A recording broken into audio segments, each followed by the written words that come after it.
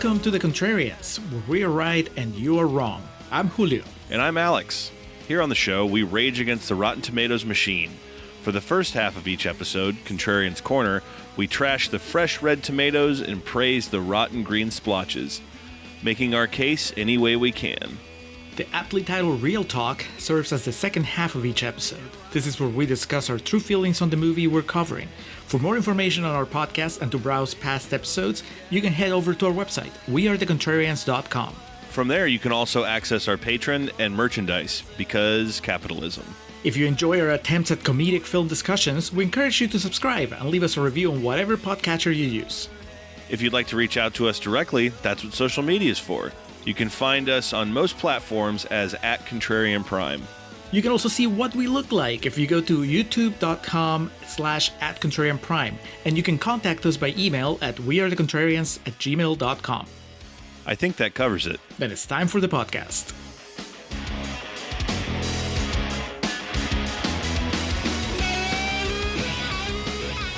And we are recording for a very special bonus episode. This is the Alex is Sick edition.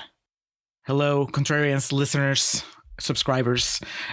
Here we are at a very interesting juncture. I think there's only been one time where we've been with trouble scheduling, where I had to put something on the feed right away. And what I did that time was I grabbed our two conversations from the Patreon channel that we've had about Halloween Ends and Halloween Kills and Halloween Ends, and just put them together on the main feed. I was like, here you go. This will keep you fed until our next main episode. It's kind of tied into this because this was supposed to be the drop for our Halloween Resurrection episode. But Alex has been sick since the weekend, and I'm not even sure when he's going to be able to record. And I didn't want to not have the feed update. So I thought at first, well, let's just grab something else from Patreon and put it up here. And then it just hit me. I was, you know what? It's been a while since we've had Jordan Manse on the show. Not since the Passengers episode. Oh man, that can't be my legacy. Well, no, your legacy now, because there's so much that you brought to the show just remotely. We've talked about your top 100 movies on Patreon and then on the main feed, and you've also brought stuff like Kin and nothing good.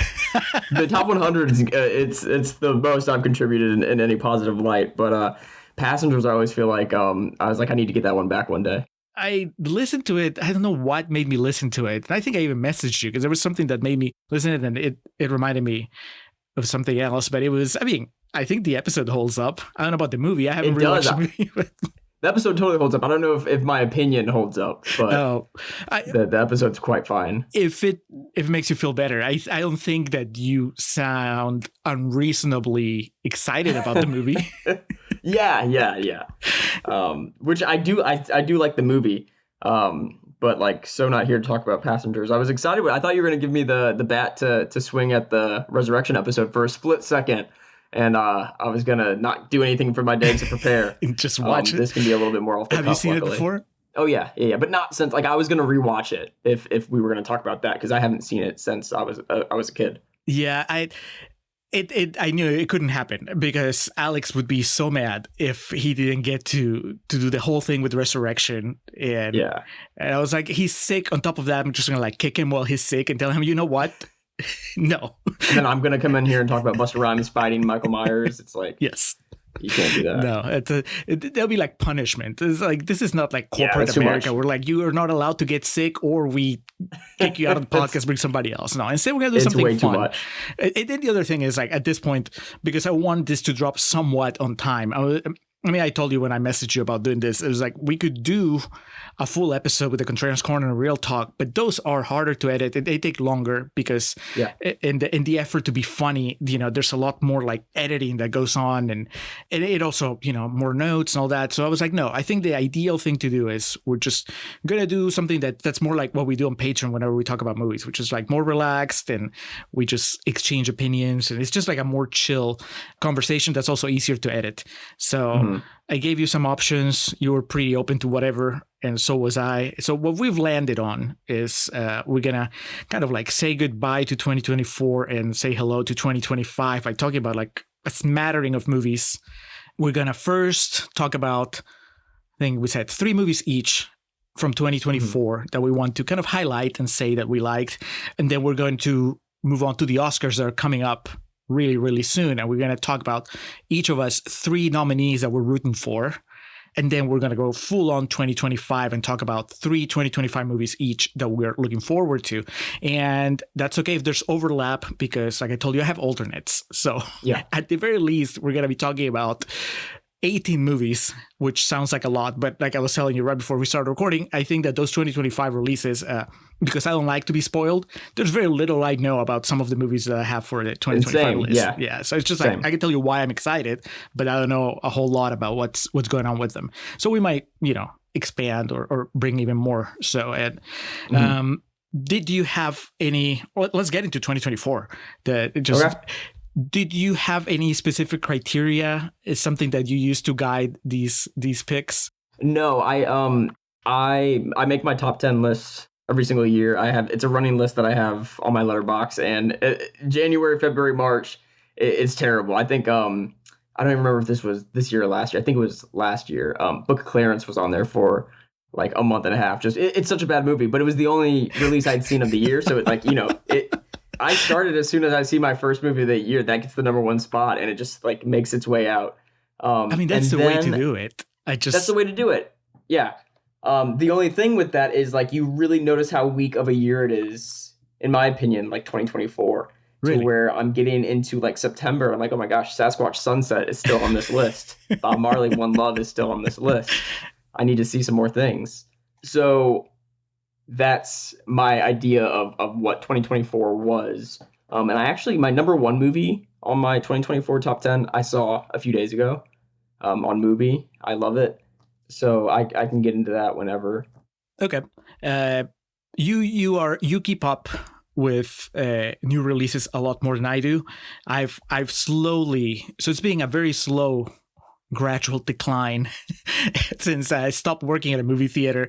Working at a movie theater, it was just so easy. They were right there. So I could just either stay after work or screen something. So I was always like, and I knew what was coming out a lot more than now. Now it kind of like sneaks up on me.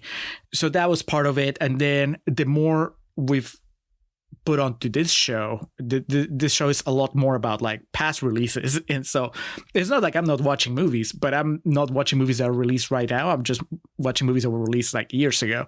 So that eats up some of my time. And then especially when you're talking about like the big releases that everybody loves, like I come into those like really late most of the time, unless they were like big summer releases. I just in the, everything that gets released around the holidays, like toward the end of the year, it's hard to catch them in theaters now. Yeah.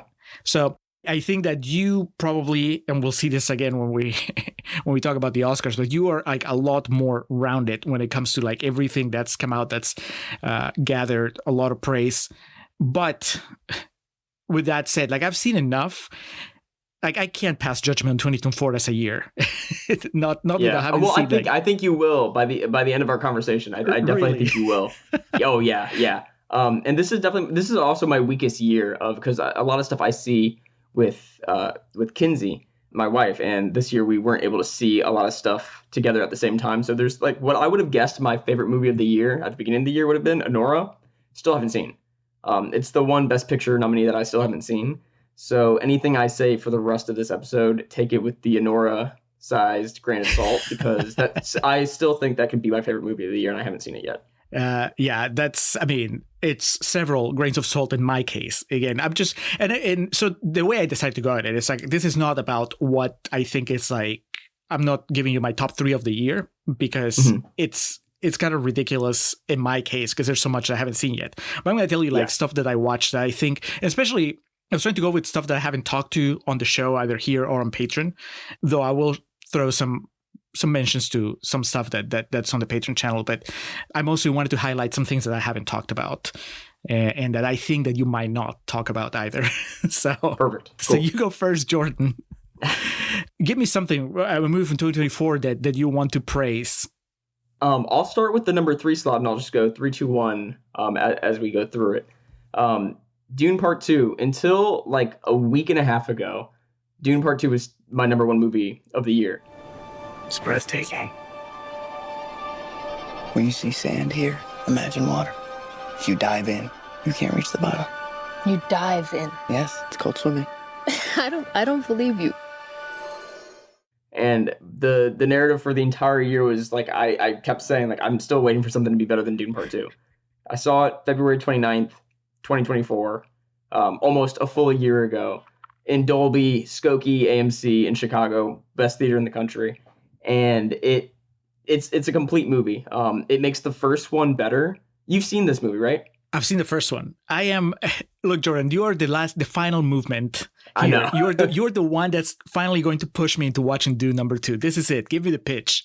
Well, I always get it mixed up if you have only seen the first one and not the second one, or if Eddie has only seen the second one and not the first one. How did you do that? I feel like Eddie like slept through the first one and then still decided to watch the second one and be like, I don't like it. So I wasn't sure if I was mixing the two up. I've seen the first one and I've seen the Lynch version. What do you think of the Lynch one? At the time, I was like, well, I'm glad that they're remaking it because obviously like, I appreciate it. I was like, oh, it's a David Lynch sci-fi movie. And that was fun. It had some of his quirks, but it also felt like not a good fit. I can't even judge it as an adaptation because I haven't read the book, but it just felt like a lot of ideas that weren't working. And then I watched Villeneuve's Part 1 and I was like, all right, this is a much better executed version of that story. But then when it got to the end, I was like, you know what? I don't really care about anybody that's still alive. Like all the people that I was interested in are done by the time that Part 1 is over, and I know because I watched the Lynch one, I know that they're gone for good. So I think I just have a Paul Atreides problem. Like I just don't find him interesting. Then I think you're reading the movie the right way. I think you're understanding the story exactly how you're supposed to. I think you're beating it to the punch a little bit, but you're heading down the right path. And Dune Part 2 makes everything done in the first one so much better. It enhances the first movie, which I don't love. I think it's a perfectly fine introduction to this new iteration of Dune. And I do see them kind of in the Kill Bill Whole Bloody Affair way to where it should be one mega picture put together. And Part 2 is that much better because of what it does for Part 1, which isn't that great of a movie. It's truly the Empire Strikes Back of what I think this Dune trilogy is going to be. And the fact that you saw the first one, which I don't think is that great of a movie, and it sounds like you got the right stuff from it, even though you think that it's more of a narrative problem. I think you should watch the second one because it sets you up to have the way you're feeling about the first one be a great payoff for when Messiah comes out, which is going to be like a year earlier than it was supposed to now because everybody likes it so much. Dune Part 2 is a masterclass in filmmaking. It's exactly what a sci-fi movie on that scale should be in 2024, 2025, moving forward. All right. I will watch it. I've been fighting. It's incredible. No, there's like hardly any fighting. There's like... oh, no, the fighting is on my side. I'm fighing the movie because I just don't want to watch it. But there's like... Well, speaking of fighting, there's like 1.5 fight scenes. There's like 3 total, and this is combining like fractions of fight scenes. And it's maybe the best action of the year. Very subtle choreography, but it's a beautiful film. I think you'll really enjoy the second one. Have you read the books? I haven't read all the books. There's like a lot that don't matter. So I've read the ones that matter for the 3 movies that Denis is doing. Okay, and he's sticking to them, right? Like I think that's what I've gathered, that it's a pretty faithful adaptation. As much as you can for something that is like Dune, that is really methodical and gets down to the Tolkien-esque details at times. All right. Well, I think I drew the line and I kind of like stuck to it for several months, but at this point it's inevitable. I've had a lot of people tell me, just watch it. And it is one of those things though that I think kind of like 1917, if you didn't see it in theaters, you might never see it. So take advantage of it being nominated for Best Picture because it's going to get re-released. Yeah. Did you watch the first one in theaters? Because I caught it when it was released in Max. I think that was one of those that was like same day, right? Like it went to Max the same day that it opened in theaters. If not, it was close. Yeah. I did see it in theaters though. But I don't think follows the same rule. I think you can watch that one at home and be okay. But the second one absolutely needs to be a theater experience. Oh my God. Okay. I will add, and this was on Patreon because Alex and I told him about our Hans Zimmer experience and how it was like, Dune was like all over that thing, right? He opened with Dune, then he brought Dune back, and then he like again. I mean, that makes it more special. When I finally watch it, I'll be like, yeah, that's right. I listened to Hans Zimmer do this thing live. So I think he did Dune so much in it because he was mad about not being nominated. He was ineligible. It wasn't eligible for the Oscars this year because they said that there weren't enough new pieces of music to qualify it as an original score because so much was taken from it. But it's not this conversation, but that's not, I mean, it should have been eligible because there are enough original pieces added on. I mean, I don't know, maybe percentage-wise, because it's such a long movie. It only added to a little bit. All right. We move on to my first pick. And so this one, I know we've discussed somewhat in group text. We have a group text with you, Kinsey, and Eddie. And I know it came up at some point, but I've never talked about it on the show. And it's when I was going through my letterbox and seeing what the 2024 releases I've watched, I was like, you know what? I actually had a pretty good time with this movie, and I walked out of it more impressed by it, I guess, than I expected. And that's the We Live in Time, the Andrew Garfield, Florence Pugh romance slash melodrama. Whether we like it or not, the clock is ticking. What's the rush? Because I'm worried that there's a very distinct and real possibility that I am about to fall in love with you. You haven't seen it yet, right? I haven't, no. Yeah, that's not one that you have to watch in theaters, so you can just catch it whenever. Yeah. But you have to know what you're getting into. I wasn't dragged to it, but it was one of those Kelly picks where she just wanted to watch this movie because she likes Florence Pugh, she likes Andrew Garfield, and she just liked she saw the trailer and she thought it looked good, and I was like, sure, we'll go watch it. I'll go watch anything in the theater when she feels like it. So sat down, and it's just kind of a really sad story with two really good actors going through it. I'd never watched anything by John Crowley. Pulling it up here. Oh, no, that's not true. I watched Brooklyn, which I thought was okay. Did you like Brooklyn from a few years ago? No, I've never seen it. It's fine. I mean, it was like a Best Picture nominee at the time, and I liked a lot of it, but it was kind of I liked it better when it was a story about immigration, and then when it became just a romance, that kind of lost me. This one, We Live in Time, is very much a romance. It's just a story of a relationship, but it does that thing where it just tangles the timeline, so you keep going back and forth between the beginning of the relationship and the middle of it, and then what looks like might be the end. And it has, they have really good chemistry, so you just basically watch it to enjoy them interacting with each other, falling in love with each other, having issues whenever the relationship hits a rough patch. But I mean, if you're into it, which I was, it's really moving. By the time it gets to the end, I think it justifies the gimmick of jumping in time, going back and forth, and it really, it doesn't. It's not like it blows you away with the story, but I think it blows you away with the emotion it manages to conjure. Potentially, some people could say that it's manipulative in the way that it exploits those emotions. And, I'm pretty sure it's not a spoiler, but a big through line in the movie is that at some point Florence Pugh gets sick. And so how their relationship handles that development is, that's where a lot of the conflict comes from. So, and they have a kid together, right? At some point? They do. Yeah. In fact, I think they have 2 kids by the time the movie's over. Oh, geez. Yeah. It's, I think that it could be just shrugged off as a chick flick. I think that that's a big part of the reaction. Like people were talking about it for like a couple of weeks, maybe when it came out, and then it just went away like many movies do. But it's a solid movie. Again, you have to be it's not something that I would just sit down to watch, because if I know it's a sad story, I'm like, yeah, I get it, but I don't really want to put myself through it. But when you end up watching it, you appreciate having watched it. So I would say, if you're listening to this, if you like this type of movie or not, if you like going to the movies to suffer and just really get up in the emotions and come out crying. And this is one of those. It's really good. In Andrew Garfield, I mean, I don't know that his renaissance of sorts has had, it's not like when Matthew McConaughey suddenly, had his rebirth, or, any of those other actors where we feel like, oh, they're back, right? But I feel like Andrew Garfield had like a dip in notoriety, And then suddenly the past few years we started like getting him again, and it's like that's awesome because he's doing whatever he wants. Yeah, he was making some great stuff in silence, I think, for a little bit.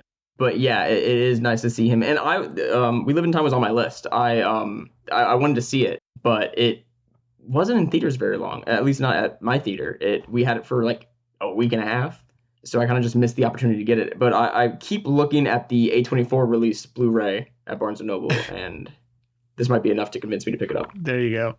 I forgot it was an A24 movie, but it makes perfect sense because I can almost picture the trailer, like the A24 trailer. It's like, oh, it's good actors doing their thing. Yeah.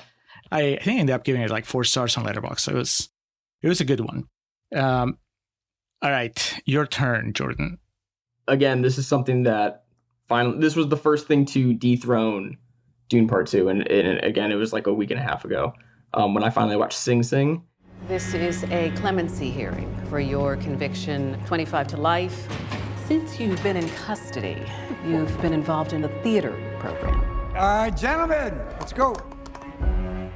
It was the secret movie at Cinemark like forever ago, maybe in like August, like super early, way before you would have seen it in theaters organically. And I missed it, and I was really bummed because I didn't have an opportunity to watch it again until I did a couple weeks ago. And I thought it was pretty incredible, and I was pretty surprised at how great it was since it was fairly absent from Oscar voting, which is no metric for great taste, at least hasn't been historically. But I was shocked because it seems like on paper it's everything that you would expect an Academy voter to want to get behind. And Coleman Domingo, I mean, he's even great in movies that aren't that good. Rustin, I think, is a pretty uninteresting biopic, especially for how interesting that historical figure is. Yeah. But Coleman Domingo makes it worth watching when otherwise I don't think it would be if you put somebody else in that role. And Sing Sing, it doesn't need Coleman Domingo. I think that story, it would be great if anybody did that. But the fact that Coleman Domingo did it the way that he did it, and looking at the cast, the end credits is. Have you seen it yet? I haven't. It's probably the next thing I'm gonna watch this weekend. But it's the one where he is in prison and he's doing Shakespeare. Mm-hmm. Is that right? Yes.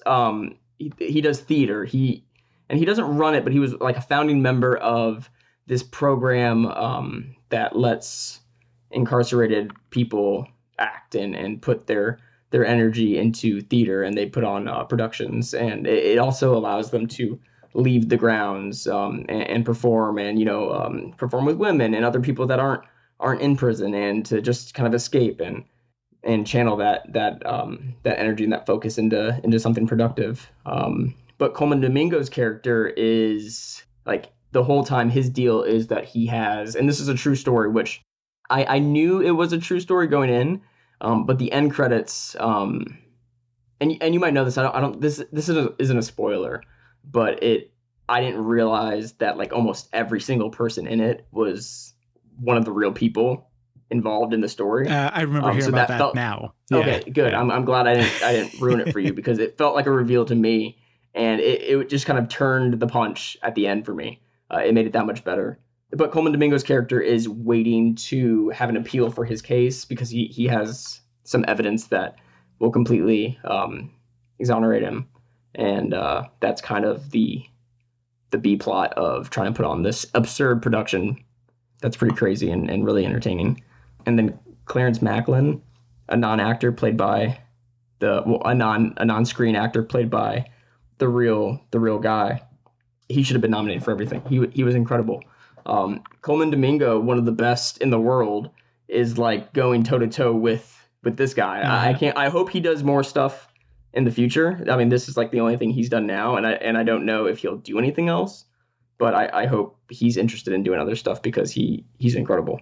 I'll bring my Coleman Domingo love now because I was saving it for when we were talking about the Oscars. But that's even not having seen Sing Sing, I'm rooting for him to win just because I don't think I've ever disliked him in any movie. Like you said, Rustin, I wasn't crazy about that movie, but I thought that he was just giving it his all, and it was like he made it work. To the extent that it works because of him. And you're too highbrow, Jordan, to watch Fear the Walking Dead, but I I think I did about 2, maybe 3 seasons of it, and he is really maybe not the only good thing in that show, but one of the few really good things. And he's just there playing a very complex character that you don't know if you can trust him or not. And it's to see him go from there, because that was the first time I caught him in anything. And then he's in what's the Barry Jenkins movie where he plays one of the fathers? What was the follow up to Moonlight? Oh, is it Beale Street? Yeah, he's in Beale Street. I mean, it's like a small part. And actually, I remember being disappointed that his character kind of disappears halfway through. And so suddenly seeing him, get some notoriety, he got some Oscar buzz. Was it last year, Rustin, or was it 2 years ago? It was, yeah. It felt like someone forced them to do it, right? But because even though he was great, like it felt like it was misplaced that year. But still, he's incredible in anything, even not great stuff. Yeah, so I feel like now it's like good, if he wins, then he gets even more opportunities. At least that's the way I like to think it works. And then, before you know it, he's in a Marvel movie, and then you know that he's reached the top. It's probably the path we're on. And you know what? Like looking at his filmography, it kind of really is the first time that he's been great in a great movie. As good as he is, every other good movie he's been in, he didn't have a big role or just didn't have a lot of play. And I really liked the remake of The Color Purple, but not a great movie. I'm surprised to hear that, because I would think you would just like it because it's a musical. So yeah, I am pretty anti-musical, but man, I really like that one. And look at this. This is fully the first time he's been great in a great movie, and I hope that he is rewarded for it. Well, I'll be rooting for Coleman Domingo come the Oscars, and by then I'll have seen Sing Sing. So it's a tough path this year for him, I think. But if I was voting, he'd get mine. All right. Well, speaking of musicals, Jordan, I don't know what would have to happen for you to watch Wicked. Something has changed within me. She doesn't give a twig when anyone thinks. Something is not the same. Of course she does. She just pretends not to. I've seen Wicked. Oh, you have? Of course, yeah. How did that happen? Theaters. Just because it's nominated? No, I would have seen Wicked. I go and see musicals. It's almost like wall-to-wall singing. The runtime was a little intimidating. I was like, "Oh, that's a lot of singing." But of course, Kinsey, she wanted to see it. But even without Kinsey, I would have seen Wicked, and I like it. You did? Wow, I'm surprised. Yeah, for sure. I don't know if you're being serious.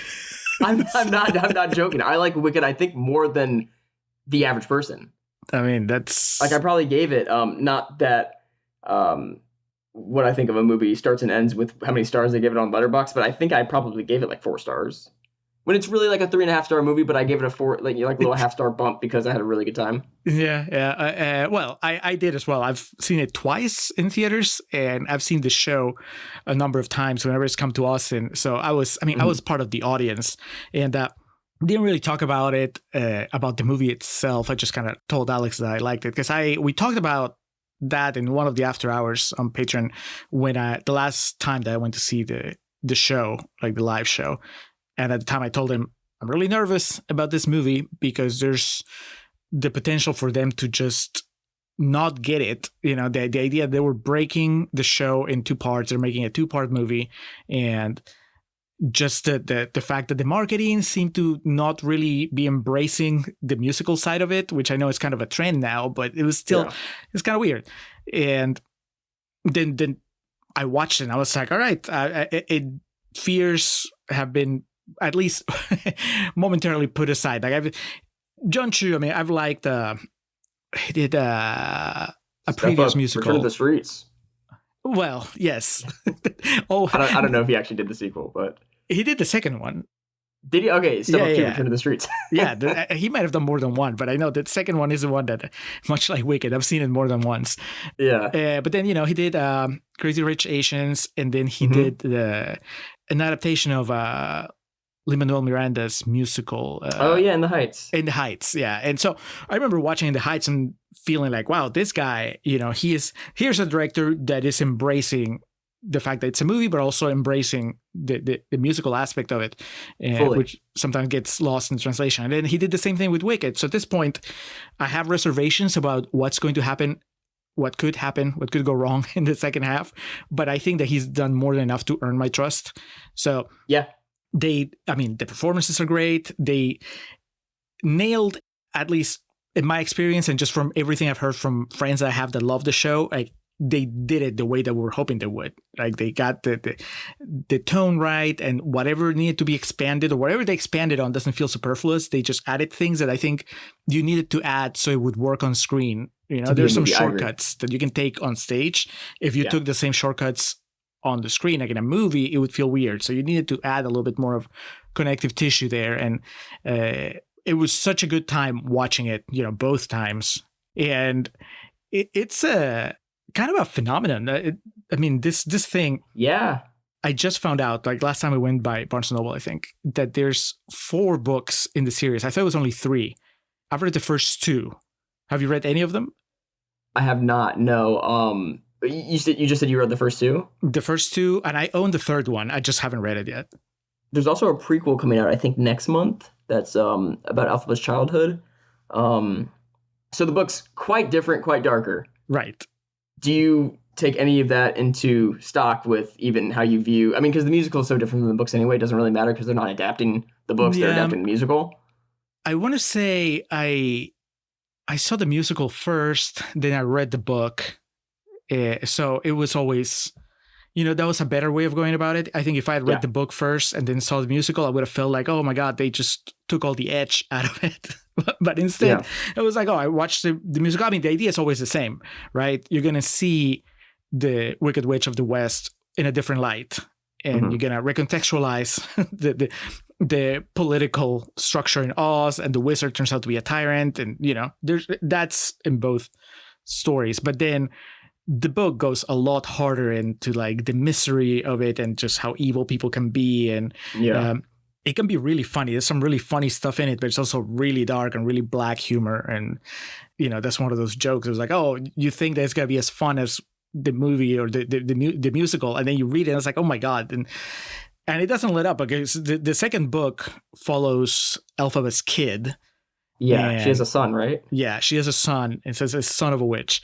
And then and it's just as dark. I mean, it's different. By then you're completely off the core Wizard of Oz story, and now he's just going to his own adventures. But I mean, I don't know how it correlates to the other Oz books, because, you know, there's like 10 Oz books overall, like the original ones. I didn't know that. I thought there was just the one. No, original. I think the Wizard of Oz is the one everybody knows, but then there's like a whole bunch of sequels. And I did not know that. Yeah, so I don't know if like the Wicked series, like, you know, kind of keeps pace with whatever else they wrote for the original Oz. But the second one is about the son, and then the third one is, it looks like it's about the lion, or at least a lion.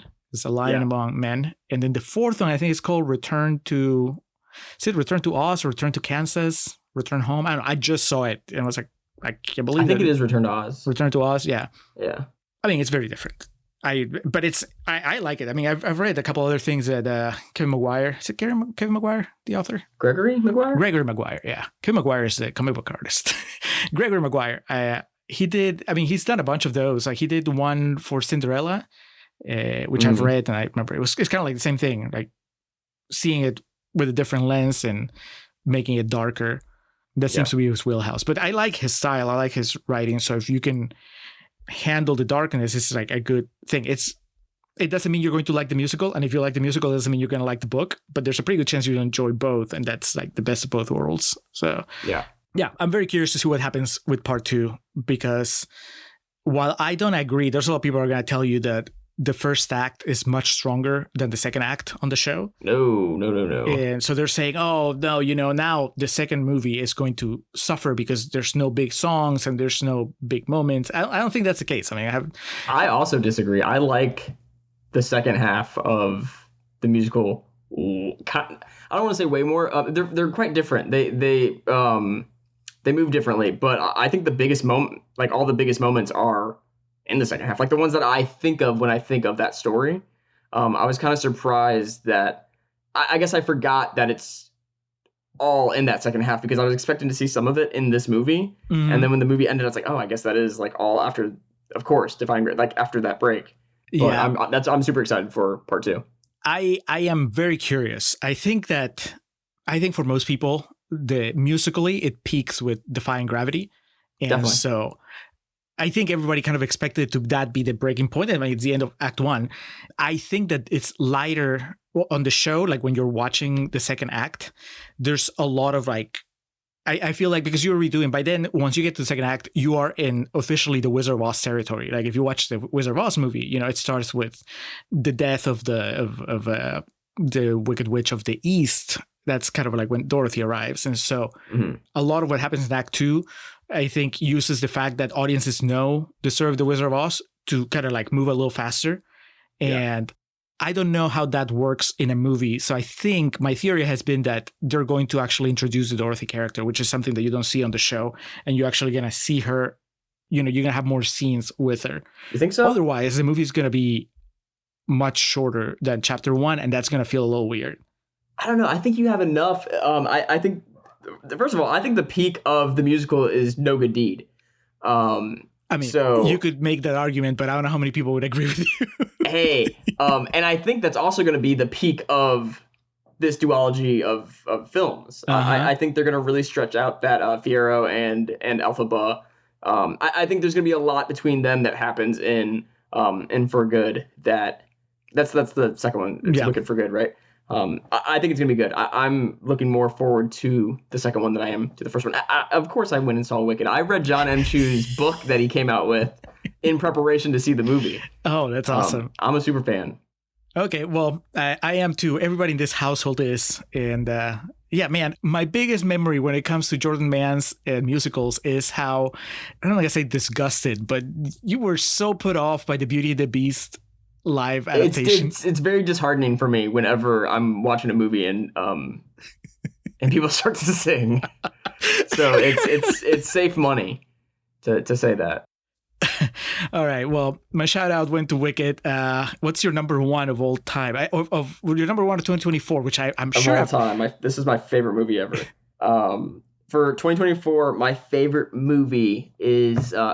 I wish we would have recorded this so a week ago because I'm going to seem pretty pretentious. It is this Canadian film called Mad and Mara. How often are you writing? Every day.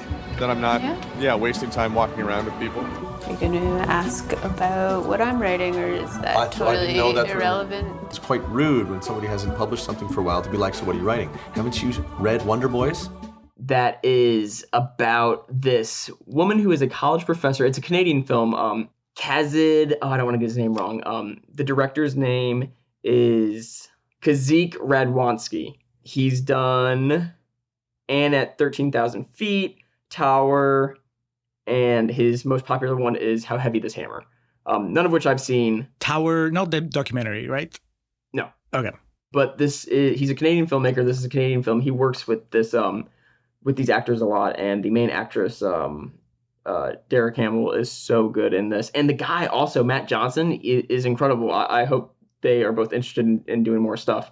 And it's my kind of movie, and I feel like I always have to give that disclaimer when I praise something like this, because a lot of people will watch it and maybe be a little bit bored, but it's got that past lives kick that I love so much. I don't love it makes it seem like I'm really interested in like cheating on my wife or something, because these movies are like about married couples who like ride that line as hard as you can possibly ride it without actually cheating. But Mad Mara is this married woman. They have a kid, and she teaches creative writing. She's a college professor, teaches creative writing, and she hasn't published a book in a while. She's a working writer, and her name is Mara again, and Matt is her friend that she went to grad school with, and you find out that they used to date, and he is staying in her city for a couple weeks to decompress and work on his new project. And he's kind of like a hotshot right now. He's publishing a lot of stuff. He just came out with something new, and he is an emerging big name in the publishing world. And he's kind of just like a spark in her life. Like, he is exciting, and he's one of those guys who will just show up, tell you a ton of really interesting and exciting things and get you jazzed up to do stuff, and then just like vanish. And now you're kind of left to pick up the pieces of what he broke in front of you. But this energy that he brings makes Mara kind of resent her husband and be uninterested in her life. And she loves her daughter, but also it's like she feels like she's just watching her life go right in front of her, and she can't help but think how different everything would be if she was a little bit more like Matt, or even with Matt. And it takes place over the course of a few weeks with them, and time's like kind of implied in this. You don't really know how long he actually stays in town. It seems like he stays longer than he originally was planning, and you just kind of jump from hangout to hangout and experience each other. I love it. It was one of those movies that ended, and when I was thinking about why I wouldn't give it 5 stars and have it be a perfect movie, I was like, well, what didn't I like about it? And there wasn't anything. It's a perfect movie. It's a perfect movie for me. One of those like micro budget, just like pick up a camera, a lot of improvisation. It's such a me movie. If you want to watch it, it's on Mubi. I think a lot of people would gain a lot from watching this movie just because I think it's not a narrative structure that you see a lot, but it's what I think is the most interesting kind of movie. Okay, but the story itself, it sounds like exactly what you just said, like the past lives vibe, and that is a vibe that can go horribly wrong, at least in my experience. Like I think Past Lives is great. Like I think they like you said, they walk that line, not just the characters but also the movie, to where at least I never turn on them. But there are movies where they've explored a similar dynamic, and I have turned on one or both of the characters. Absolutely.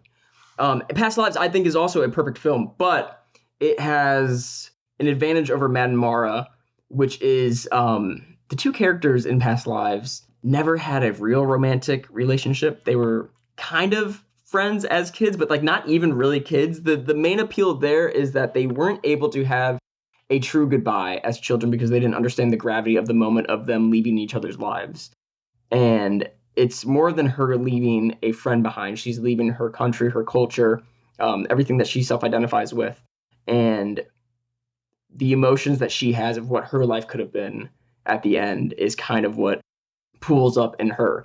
Matt and Mara totally had, they dated, they have a physical history, they have a romantic history, and they get so close. I'm not going to spoil anything, but there's never anything disrespectful. And immediately in Past Lives, she tells her husband about it. Right. And there's just like nothing nefarious going on. In Matt and Mara, it's doing all the nefarious stuff. And I just couldn't. And as much as I usually hate that and hate characters that participate in that on screen, I couldn't hate it. It just did it really well. And even when it went in a direction that I would usually turn away from, it just enhanced the story even more. I'm trying to find the title of this movie that I instantly, when you started doing the description, I was like, oh, it's like this movie. Hang on, because I hated it. It's like, whatever you're thinking, did you hate it because it's characters cheating? Because it was the same thing. It was like, who is it? Michelle Williams, Seth Rogen. Do you know what I'm talking about? They're married. And no, I don't know what you're talking about. It's not a comedy, even though I know that just me saying that makes it sound like it's a comedy. Hang on, God, Seth Rogen has been in a gazillion movies. Should have started the search with Michelle Williams. Hang on. Oh, are you talking about The Fabelmans? No. Oh my God, you're right. They're in that one too. No. Also, having an affair. Yeah, no. But in The Fabelmans, she's cheating on Spielberg's dad with Seth Rogen. Yeah. No. This one, she's cheating on Seth Rogen with some dude that she meets, and they're both really quirky. Take this waltz. That's what it's called. Take This Waltz.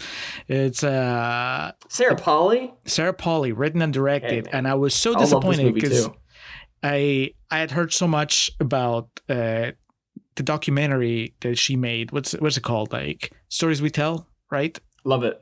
I've never seen it. It's on my list.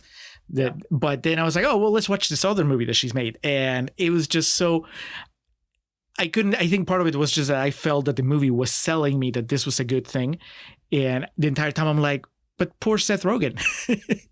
She's and Michelle Williams out there having this very meaningful connection with this guy. I mean, there's a chance. I think that as you grow older, you become a little more open-minded about just watching these stories without passing judgment, or at least trying to hold off passing judgment till the end. Mm-hmm. So, I mean, this was like probably 15 years at least since I watched this. Maybe I watch it today, I'd be a little more understanding of what Michelle Williams was missing and how she was fighting it somewhere else. How it's like nobody's fault and so on. But watching it that time, I just, that's one of those movies where they were going for that and it just didn't walk the line the way that something like Past Lives, or hopefully if I ever watch Matt and Mara, like, I would just be like, I get it. I get where everybody's coming from. It's a damn shame that's turning out this way, but I don't turn on the movie, Yeah. Well, and I also gain respect for it because, like, even though I'm not on board with what the characters are doing, I mean, I watch a million movies a year where I'm not on board with what the characters are doing. So like a married person having an affair shouldn't be my line when I'm watching a ton of other stuff. But I also respect the hell out of a movie when it's dealing with that and it doesn't do the thing where we cut to her apartment with her husband and he's just like a douchebag. Right. Like her husband in this is like super soft-spoken. Like sometimes he's like a bit of a jerk, but like he's not the obvious villain in the movie, and he's sweet with her. It doesn't do that thing where it's like, well, hey, you can root for these people because, like, look how this guy's a dirtbag. Right. So that's why this really works for me, and that's why Past Lives really works for me. And those two movies, I think, are such a great double feature that I would love to do someday. But it's kind of easily my favorite movie of the year.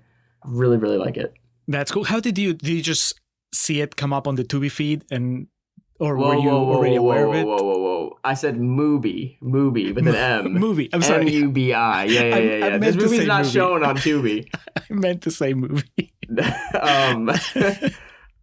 Yeah, I saw it. It was Mubi has. I was about to look and be like, oh, actually, it is on Tubi, but no, it's only on Mubi. Mubi has a playlist right now that's called "Will They, Won't They," and it is the title of the playlist. So I saw it was Canadian. I was like, I don't know if I've watched a Canadian film this year, and I just wanted to get it out of the way. So I just turned it on and was blown away by it. And now I'm like actively seeking out all that director's other stuff because it's just like how I love. It's filmmaking that I love. It doesn't make a lot of money, but it's what I'm into. All right, my last shout out of 2024, at least for this section. I'm actually gonna go with Hitman, the Linklater movie. Cool. No, I don't buy it. What? You're not a hitman. You can't be. I tried looking you up, and nothing. It's like you don't even exist. I guess I'm just your fantasy. So what's the biggest difference between the real you and your occupation? It's funny because if you're looking at Letterboxd, it's listed as a 2023 release. But I was like, no, I am 100% sure that I watched in 2024. Oh, for sure. Yeah. It might have had like some, I guess, festival releases or something. But the actual Netflix release, that didn't go to theaters, right? That was just Netflix. It had a very limited release for like a week. And the 2023 release, I think, might be South by. Okay. That actually makes sense. Yeah. But I loved it. I run hot and cold with Linklater. There's some things that he's done that I really like, and then there's some things that just don't work for me. And this one might be my favorite of his. I thought it was really funny. Have you seen it? I have not seen it. Okay. Well, I guess the main question is, how do you feel about Glenn Powell as an emerging star? I like him. I'm waiting for him to be handed the torch from Tom Cruise after this last Mission Impossible. I think he's going to be the next guy that like leads that kind of franchise, and I'm excited for it. I think he's really good. I mean, he's definitely putting in the work. 2024. He's definitely around. Yeah. He did Twisters, Hitman. Apparently, he wrote it with Linklater, and then it's very much a Glenn Powell vehicle. He's in there driving every scene and getting to do different things because the basic story is that he almost accidentally becomes an undercover agent for the police, and so he's constantly assuming different identities and meeting with people that want to hire a hitman, and then he gets them on tape, and then those people get arrested. And sometimes it holds, sometimes it doesn't, but basically they explain the movie to where he's not doing entrapment, or they're being very careful. So it's not entrapment. It's just that he's getting these people to reveal that they're trying to kill someone. They're trying to hire somebody to kill someone.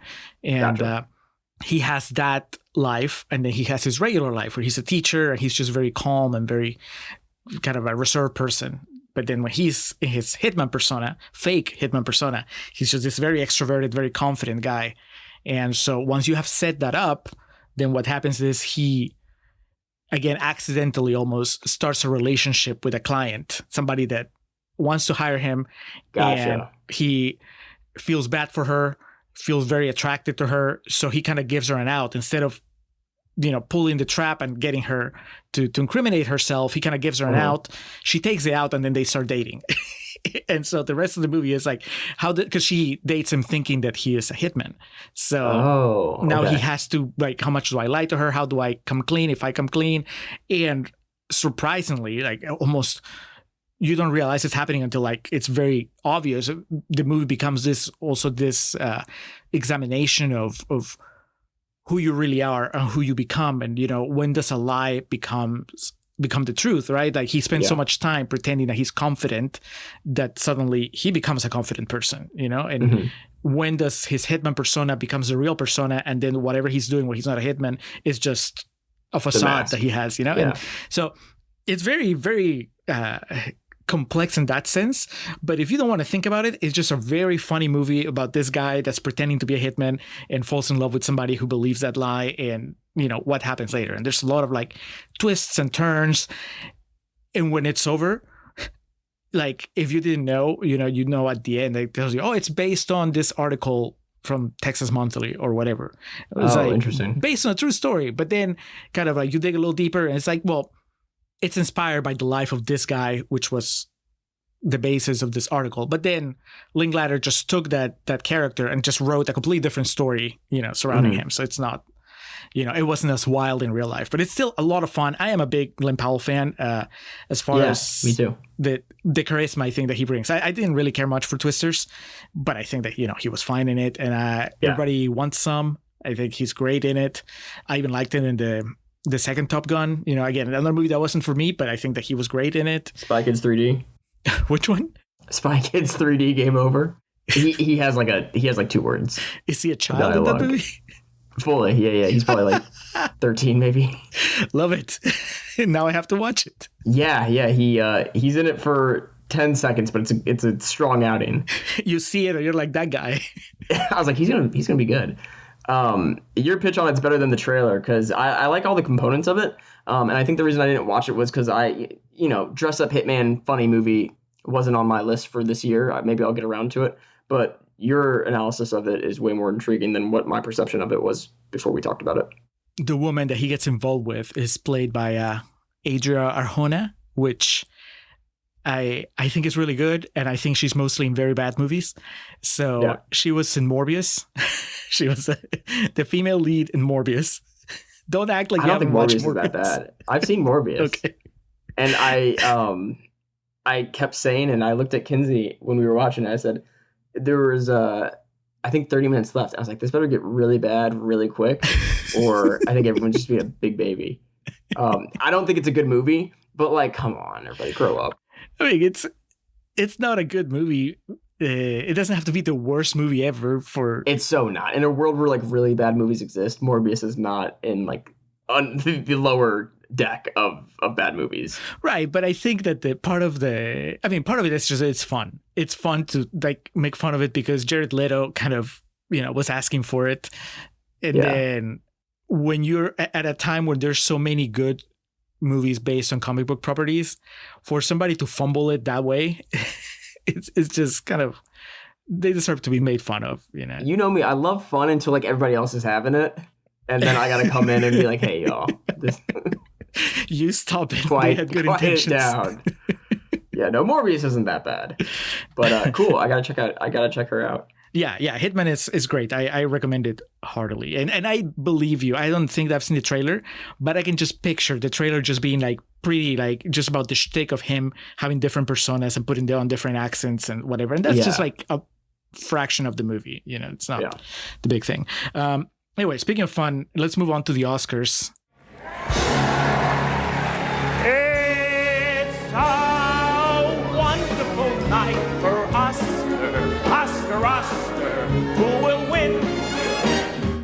are these your top 3 nominees that you want to win, or is it just a different? How did you approach this? I think it's going to be the top 3 nominees in particular categories that I am most personally invested in, that I would feel strongest about giving my vote, and that I would be bummed if they didn't win. And then I think I only have really 2 that I want to talk about for that. And then I'm going to take the slot of my third to bring up a conversation about Best Picture this year that I would like to propose to you. All right. Let's do it. So start with your first out of those 2. Well, when I'm looking at all of the categories, it's like I'm not super inspired by any of these. This is, I think, kind of a down year for award season. We've got a lot of pretty solid movies, but nothing that I think we had. I'll save that for what I want to talk about later. But cinematography, Jaron Blaschke and Greg Fraser, Nosferatu and Dune Part 2. If one of them don't win, I'll be pretty irritated because it'll go to Law Crawley for The Brutalist or Amelie Perez, whose name is God forbid. Paul Guhami. And I feel like people really like the cinematography for Amelie Perez, which it's got a lot of pink lights, which is fine if you're into that. But even if you've seen a trailer of Dune Part 2 or a trailer of Nosferatu, it's the best photographed movie of the year. Those need to win. And also, both of them should have had an Oscar by now. I don't. Did Greg Fraser win for the first Dune, or did he do the first Dune? Right? I don't think the first Dune had that many wins, but we were like a pandemic brain for that one. Yeah. Okay. What I'm thinking is, I don't think he's coming back for the next Batman movie. But he, did the first Dune, did the second Dune, did the Batman, which I thought was the best cinematography of that year. Didn't get nominated. The creator had 2 cinematographers, and I know it sounds like a joke because I know. But hear me out. The creator shot on a Sony FX3, a camera that you or me could buy, and they're using it to film a $40 million big sci-fi movie. And how do you make that work? You call Greg Fraser. He did Rogue One, which is probably the best looking Star Wars movie. If you're talking about just what looks like a film, if Star Wars was going to be a war drama film, right. Or that's how it should look. And then Nosferatu. I think it's an above average movie that I love, but it looks incredible. I somehow, even though I'm not the Nosferatu fan that you are, and I'm talking about the original, and I'm definitely not. I'm not a Robert Eggers fan by any stretch, and yet somehow I found myself watching Nosferatu in theaters twice. Looks great. And I wouldn't have watched it the second time if it hadn't worked the first time. Yeah. So, and then the second time, I really just let myself sit back and just enjoy the visual aspect of it. I wasn't worried about, how did they adapt it and what did they change in the story and the performance or whatever. I could just really appreciate. I know, and this makes it sound like I was bored, and I was not, but because it had been so soon after. I watched it, I want to say a week later, I went out and watched it again because there was a friend that wanted to watch it, and I started counting the shots. Kind of how many shots I have per sequence, and it was fascinating to give myself the time to analyze the movie that way. Yeah, and it's a good movie. I mean, if it won cinematography, I don't have the strong feelings about any of them. I think it'd be funny if Amelia Perez wins just because of the indignation. Who's not laughing? Because I think it deserves it. Yeah. But no, I mean, I would fist pump if Nosferatu won. Yeah. The Brutalist, I mean, I was just so disheartened by the second half of that movie that I have trouble appreciating what it did well. I agree. In retrospect.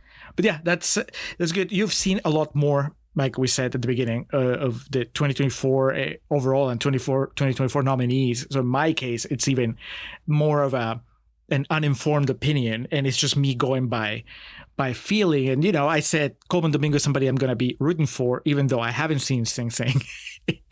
It's more about well, would it make for a good story if he won? Mm-hmm. But now continuing with the Wicked Love, I really want Ariana Grande to win. I think that it would be just such an out of nowhere win because she's not known as an actress, you know? Yeah. But I think that she's great in Wicked, and I just want to see her go up there and give an acceptance speech. She always seems so nervous whenever I've seen her do any behind the scenes stuff, whenever they're doing interviews. And I used to think that she was just nervous in that particular situation. But now, having seen a few, I think that that's just her persona, at least, you know, when she's like on the spotlight. Yeah. And so I just want to see her win and kind of like freak out and come out and accept it. And I don't think, you know, as we've come closer to ceremonies, like Wicked's chances of getting any wins have lowered considerably. Do you think that Wicked has a chance of winning anything? Well, after Critics' Choice, the answer is no. But after Critics' Choice, I mean, because Zoe Saldana, we're gonna see her probably cry again in an acceptance speech. It would be the biggest upset statistically in awards history if Zoe Saldana cleaned up everywhere else and then all of a sudden Ariana swoops in for the Oscar. I think something similar to that has happened maybe one time, and I can't remember who it is off the top of my head now. But I would, you know, looking at everybody else, Rossellini is amazing in Conclave, but she's not in very much of it. Nope. The small job she has in it, she does as perfectly as anyone could do. Felicity Jones is... her performance isn't the thing that tanks that movie. It's just an unfortunate circumstance that her arrival in the story coincides with the downfall. Monica Barbaro, is that how you say her name? Barbaro? Have you seen A Complete Unknown? I have not. Man, that's another movie where I'm just like, I guess I'll watch it, but that's... She's fine in it. I would have gone with Elle Fanning instead. I was pretty surprised to see her name. You know what? If I was voting, Ariana's my pick. There you go. Yeah, I would love to see her win. And I think she's deserving of it. I'm bummed that she hasn't won anything yet. Would you give that to Emilia Perez? Would you at least say that Zoe Saldana is good in it? Yeah, I would. Yeah, I think I would too. I would. Yeah, pretty easily. She is head and shoulders above the rest of that movie in every category. She's better than everybody else. And well, I also think, I don't know if I even want to say her name now, but Carla Sofia Gascon is good in it. I think she's good, but she gets... It's not her problem. It's that the movie takes that character to places where it was like, well, it's not about the performance at this point. It's just about like, what are we doing here? So yeah, they gave Zoe the best material, and she killed it. It's just the best material and the bad thing isn't necessarily good. Yeah. Well, Ariana, I'll be rooting for her so hard. I'm with you on that one. Yeah, absolutely. All right. So who's your second? It's kind of a lot of these tech categories. This year had, though I think it was down for overall movie, like Best Picture, I think this is a very, very weak year, and I'm excited to talk about it in a second. But this year had the potential for being one of the strongest tech category years, maybe in the last 20 years. I mean, Conclave, Wicked, even The Brutalist, Nosferatu, The Substance, A Different Man. You just have a lot. Better Man, I think we could talk about also. A sleeper hit that more people, and what that movie should be. Have you seen it? No, I wanted to, but I mean, would you say sleeper hit? You mean like with critics? Because it bombed, right? No, everyone loves it. Really? It's getting incredibly well received reviews, and everyone really likes it. It's just no one's saw it. No one knows who Robbie Williams is. They should have made it on. They should have just made it about no one. Oh, so it would just be an ape. It's just an ape having a. Because it is to us anyway. I think when you have it when you sell it as that, it's more intriguing to go see than it's about this guy that you don't know. Well, see, that's the thing. I know who Robbie Williams is. I don't follow his career, but I remember, I don't know, when I was in high school, whatever, he was supposed to be Freddie Mercury's replacement. Like, that was the big thing, right? Like, I don't know if that's something that comes up in the movie, but I remember at one point, he was supposed to be like, take over, to be the front man and Queen. Yeah. And then I never heard from him again. Yeah, well, this movie should have never heard of him, because it would have been a lot better if it was just about a character that had a somewhat similar trajectory to what it seems like his life was. but just like done its own thing, because it looks beautiful, first of all. That effect, visual effects, super strong. I mean, that and Kingdom of the Planet of the Apes, and I don't think either of them should win or are gonna win, is crazy because they both look incredible. Yeah. And they're not even my 1 or 2, and maybe not even 3, which shows how strong of a year it is for tech. But the one that I'm most fired up about is probably, when we started, I was going to say production design, but now looking at it, I'll just throw in production design. I think Nosferatu should win. They really made, if you're in 2024, having people like tear down walls and turn buildings in a way that makes something seem seamless, and it looks like that gets my vote. But also, I just want to talk about editing not having September 5, Challengers, or Saturday Night. Well, I've seen one of those, and I would agree with Saturday Night. Yes. Oh man, you've seen the one that I feel the least strong about. Well, I mean, I think that if you're talking specifically about editing, I think that's a good call. I don't think the movie was a blast to watch, but I wouldn't put it up, and like if we had gotten, at some point people were saying that was going to be a Best Picture contender, and I was like, come on. Saturday Night? Yeah, come on. I just don't know what the criteria for editing is anymore. I don't know what is it, how long the movie is, because that's kind of what it looks like this year. Like how they edit it to make it 4 hours. I mean, because you got Emilia Perez, Wicked, The Brutalist, Conclave, which should be here, and Anora, which I haven't seen, but I'm sure it should be here. But I know those other 3 should also. I don't know. I mean, it always, when it gets to the tech part, cinematography, I can tell you, because I'm like, well, I'm seeing it. But then the other part is like a little more abstract. Yeah, you're right. I mean, is it just if you don't feel the runtime, and that's why you get it for like such long movies, because you're like, well, I didn't feel it. So they put it together in a way that made it flow, maybe. Well, and if you're voting on the Academy, you're not going to feel the runtime. You love movies more than anyone else in the world. Like you're in the 1% of movie watchers, like we are. We 99% of the time will not feel a runtime if the movie's good. These movies are all going to be good. That doesn't make the edit good because it didn't feel 4 hours. The Brutalist didn't feel 4 hours, not really. I mean, it has that 15-minute intermission that lets you collect your thoughts. And I ran upstairs and fast forwarded through it. But it didn't need to not feel like 4 hours for me to not be impressed by the edit. And I would hope that Academy voters wouldn't get fooled by that being their criteria. But that's what my slot 2 is just Nosferatu for production design. And also, like, I think editing needs to be taken a little bit more serious, or it needs to have a more defined criteria moving forward. Because I don't know what it is, and it doesn't sound like anybody does. Well, hopefully the people voting at least have like some sort of criteria, not just like, well, this is a movie I like the best out of these 5. Well, that's what it seems like, though. Well, that's a shame. Yeah. I mean, I don't even know. If I had to, like, I would really have to put some thought into it. And my thought was, well, the one that goes by the fastest.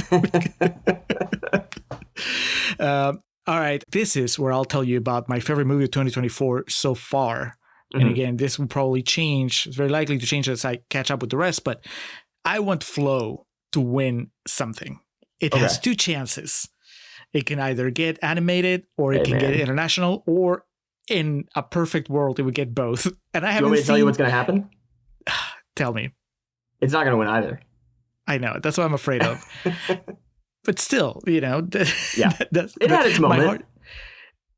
I mean, the problem is that it's not the only one that's got 2 nominations for the international, right? Like, it's here's the thing. Like, with I'm Still Here, it's not going to win Best Picture. So usually what happens is it wins Best International, right? Whenever you've had, except for Parasite, which won both, right? Yeah, but usually it's like if you get Best Picture and you also get Best International, you don't get Best Picture, but you get Best International. I think it's happened 2 or 3 times. Yeah, hardly ever. Yeah, I can only remember Parasite, like, breaking that curse. But so that means that Flow is not going to win international, right? Would you agree that I'm Still Here is the one that's going to win international? No, I Really? don't think so. I think the reason that I'm Still Here is in Best Picture, because remember, that's not the only one in Best Picture also. I think you're forgetting about The Juggernaut. The Brutalist? Amelia Perez.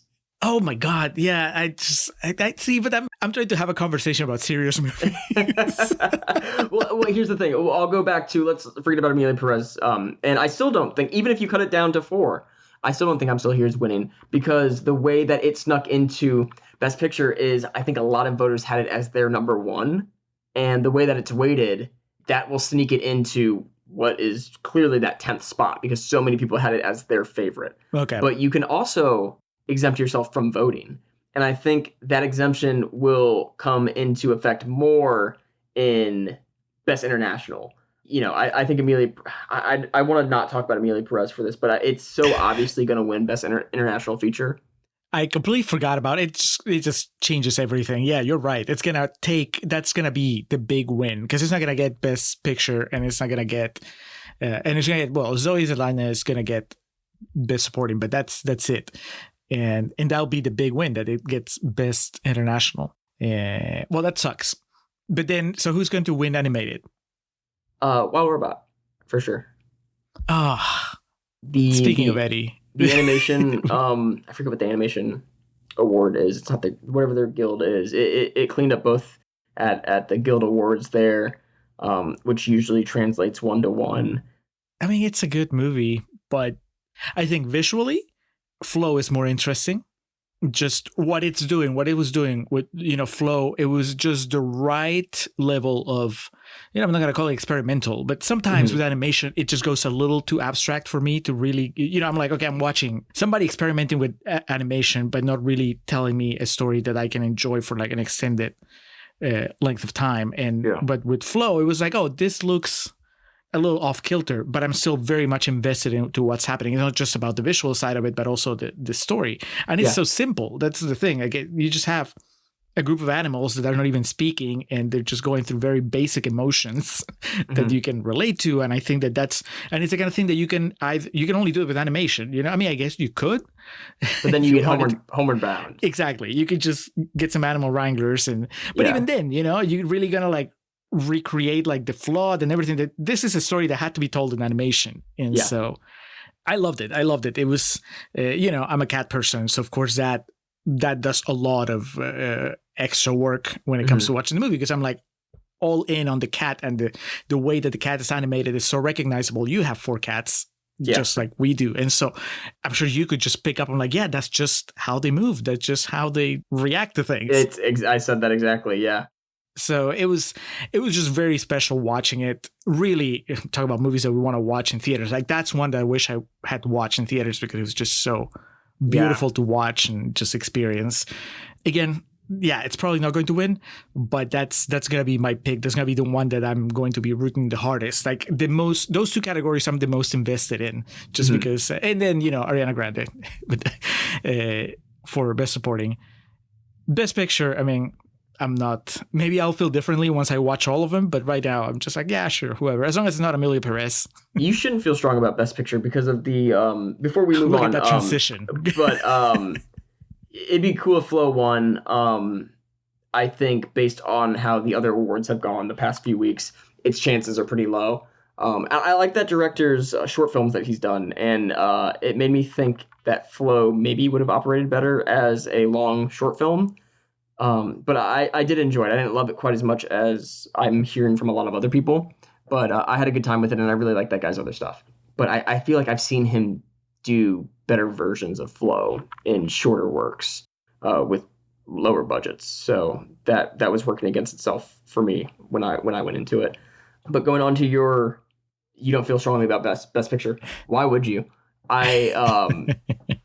I mean, this is what's nominated. We have The Brutalist, Anora, Conclave, Emilia Perez, Complete Unknown, Wicked, Nickel Boys, The Substance, Dune Part 2, and I'm Still Here. Which ones have you seen? So I've seen Wicked, Conclave, The Brutalist, Emilia Perez, probably one more. I haven't seen Anora, haven't seen Nickel Boys. The Substance? I haven't seen The Substance, which that's one of those movies I'm going to watch just because it's nominated, even though it's not really my cup of tea. What else? What am I missing? I think you've said all the ones that you've seen. Yeah. Last year, do you remember? I could name the 10 from last year from memory. I have them up in front of me, but they were so good that you grab me at any point in time in my life and be like, hey, 2024 Best Picture nominees at the Oscars. What were the 10? And I could tell you. The Holdovers, American Fiction, Zone of Interest, Barbie, Oppenheimer, Poor Things, Past Lives, Anatomy of a Fall, Maestro, Killers of the Flower Moon. Is there a single movie from this year? Sure, a single movie. Are there 2 movies from this year that would make it into... Well, first, let's find one that you could put into that lineup. Well, I am not a big fan of Maestro, so I could just replace... That's the easy one. That's the easy one.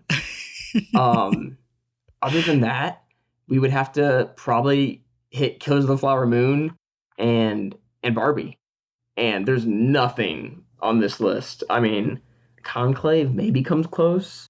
Dune Part 2, as much as I like it, it was my favorite movie of the year for most of the year. It's not better than anything I'm looking at right now. Yeah.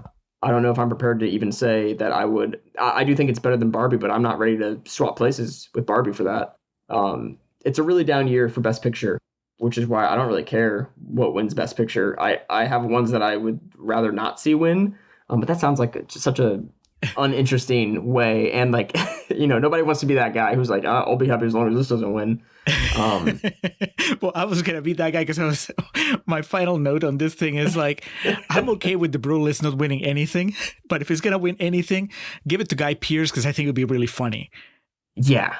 That movie is a mess. It really is a mess. And I'm just wondering, what are we going off of this year? Because and again, I have not seen Nora yet. And Nora will probably be my favorite movie of the year. I love Sean Baker, but also people aren't as fired up about Nora as they were earlier when it came out. The whole first half of the year, everybody was talking about it like it was going to be the front runner, the obvious front runner, and now it's gone back that way, and it probably will win Best Picture because of how the last week of awards went. But it's kind of up for grabs right now. I think it could go to Conclave, Nora, or The Brutalist. Anything that isn't one of those 3 movies, I'd be pretty surprised. Even if Amelia Perez won the vote somehow, I think the Academy wouldn't allow it. I would think they would slip something else in. I'm just wondering how we went from last year, which was, I don't think lightning in a bottle. I think we've had pretty consistent years. Minus. Well, you have your ups and downs. I mean, yeah. But we've had very consistent years. I think since 2016, minus 1 year, and that's obviously Green Book.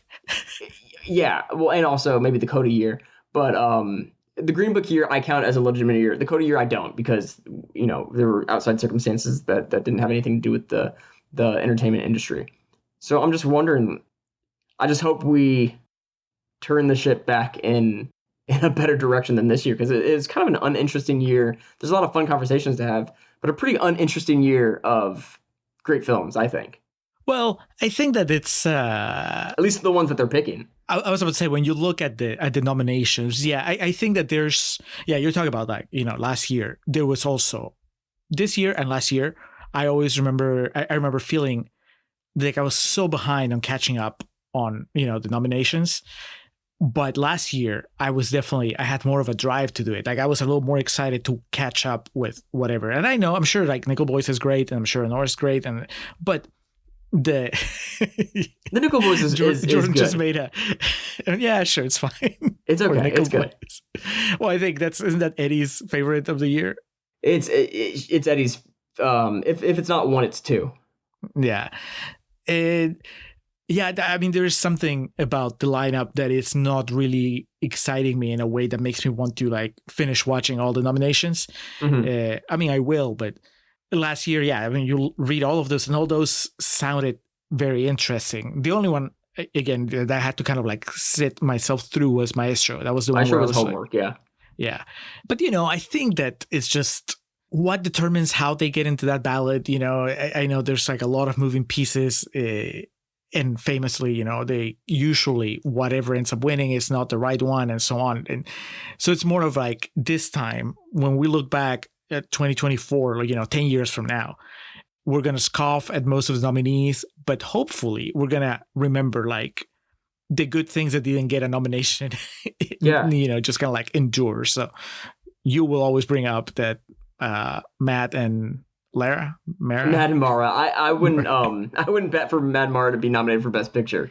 Though it is my favorite movie of the year. I don't know if it needs a seat at this table, but I think other movies do. Well, I will talk about Hitman. I think that Hitman could have gotten a Best Screenplay nomination. Yeah. And I can tell you that without looking at the nominees. I'm sure that again, I haven't watched all of them, so I really can't speak. But that's something that, I think, or you could even have gotten, get Glenn Powell like an Oscar for a nomination for Best Lead. Best draw. He's not going to win, but yeah. Yeah. Best fake accent. So yeah, I think that maybe this is one. I wouldn't go so far as to call 2024 like a bad year or a year that had a bad crop, but maybe it's one of those that's going to take some time to really be fully appreciated. And yeah, and you're right. I guess what I'm saying more is the selection. The 10 that we got is clearly not the 10 best. In a way that I haven't been able to say for a while. And even the Coda year, even the Green Book year, the full category, I couldn't complain that much about. I could complain about the winner maybe, but it's been over 10 years since I could look at the entire category and roll my eyes. Big horror fans, they're pretty happy with The Substance being up there. That is something that might be memorable down the line. I was like, remember when they nominated a horror movie? Because it's been a while. It's kind of a horror movie, It's like, we'll see. Yeah, it's cool that The Substance is in there. Yeah, maybe that is a silver lining. I don't know if it'd be in my 10 as much as I do enjoy that movie. I don't think it's in my 10. It's just, I just don't really understand. Kind of like editing. It seems like we had a whole different cast of voters this year that were just picking stuff to pick stuff. I think there needs to be some kind of way to, and this sounds insane maybe, but like some kind of way to really monitor actually watching the movies. Like you shouldn't be able to vote for a movie you have not seen. And if you're going to have the ability to vote and be sent all these screeners and all these resources and everything, maybe you need to have like proctored viewings to where it can be confirmed that you are actually watching the movies that you're voting for. These awards matter. I know people like to say that they don't, but they really do matter. And I think it gets people excited about a certain kind of movie. And sure, you get the few a year where people make Oscar bait movies, but also audience get excited for these types of films, and it keeps them alive. It makes sure that we're not going to get just Transformers and just new Captain America, but we're still going to get what are really good stories on the big budget scale. You'll always have Matt and Mara will always exist. That kind of movie will never go away. You'll always have access to finding that kind of movie. But I think the Oscars represent something that is important for filmmaking and for audiences. So it just bums me out when I see an entire category of Best Picture that is turning that in a weird direction, especially with Emilia Perez, But see, if Emilia Perez wasn't like drowning in controversy right now, and if the rest of the lineup was a little stronger, I think that it would be easier to celebrate that something like Emilia Perez is there. Because it's just so off the wall. It's definitely not what I want. Yeah. But I can appreciate that they took like a movie that is half English, half Spanish, like as far as the language, right? And that it's like this really weird musical that it's not like your usual Broadway musical or your whatever, and it has a really quirky story. Again, I don't think any of these things work. They definitely don't work for me. But the fact that it actually managed to climb the mountain and get in front of all these eyeballs and convince somehow so many people that it's worth celebrating. I think that if it was just one of the nominees and everything else was great, I think that would be like a happy story. It's like somehow. Well, we don't need Emilia Perez to be that though, because we have The Substance. The Substance is the wow. It's really cool that they recognize that. The Substance does some really cool stuff, and it's great that they gave a movie like that a chance to get some more eyes on it. Emilia Perez, what I think is a symbol of this year is that they're not watching the movies. If you read the log line, and it's funny, but also like if you read the log line of Emilia Perez, you're like, oh yeah, I should vote for this. You can't tell me that the people who watch potentially more movies a year than most people on the planet watched Emilia Perez, and they were like, this is the best that the planet has to offer this year. I mean, maybe the best that they've watched. That's the thing. And that's, or that they didn't watch. And either one, I think, is an issue. Yeah. I mean, I haven't seen The Substance, so that's why, my go-to. But I agree. I guess we'll see. We'll have this conversation in 2034, Jordan. Yeah, I'll be animated, I'm sure, about it. I love the award season every year. And I think it's important, even though it's easy to say that it's not. Well, looking forward though, now we have 2025. We're already like 2 months in. Mm-hmm. I don't want to like jinx us, but as I was going through the releases, I was like, okay, this is, there's a lot of stuff here that I like. Yeah, absolutely. That I should like. I agree. How did you go about this?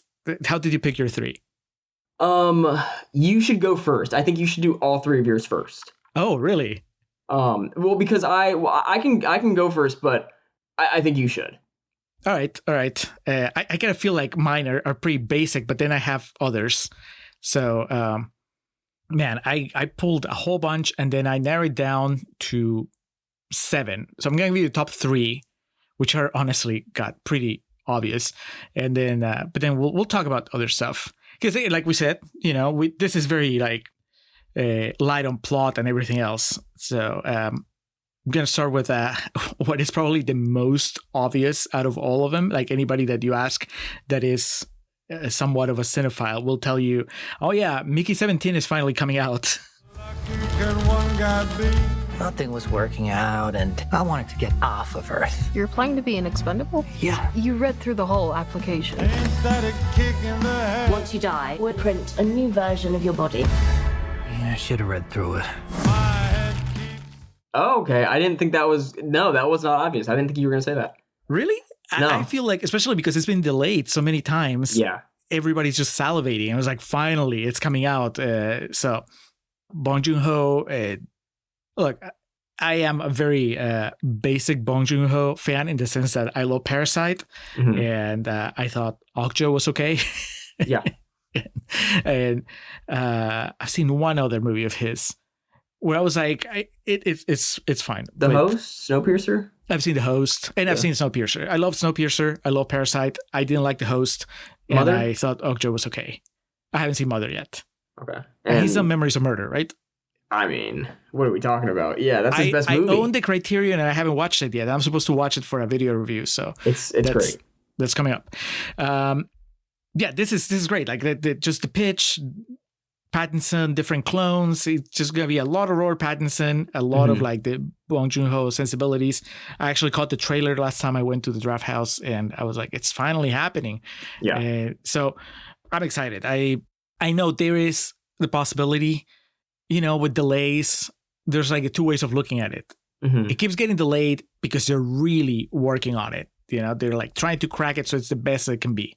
Or, oh no, it keeps getting delayed because they can't crack it, because it's like, they keep trying to fix it and it keeps getting worse, or it's just not happening. And at some point you just have to release it. So which one are we going to get? Right. And so I'm hoping that it's the first one, that is just, it got delayed because Bong Joon-ho was like, no, we can still do a little better. And what we're going to get is another just really funny, really original experience.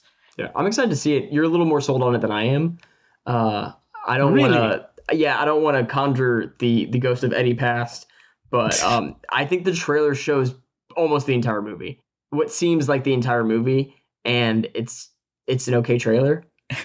And I'm hoping that that's not the case, because if it's showing the entire movie, then I'm like, well, that sucks. I don't know what else there's gonna be. And maybe I sound so ignorant to someone who has read the book or books. Maybe are there more than one?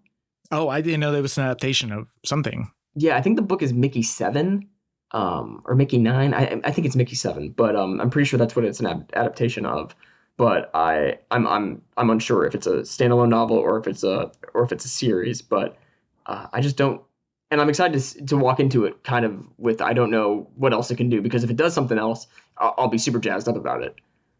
So I'll be there day one. Love Bong Joon-ho, ready to see where this ranks in his films, because each one of his films, like, he has the easiest filmography to rank, I think.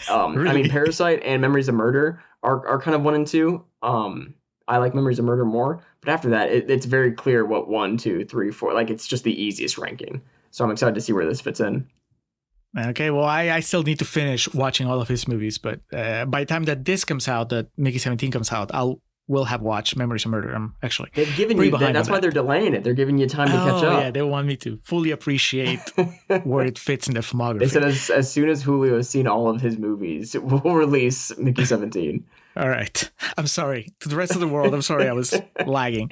All right. My next one, this is kind of a no-brainer. At the same time, it was, I looked to see, okay, what is the Marvel movie that's coming out in 2025?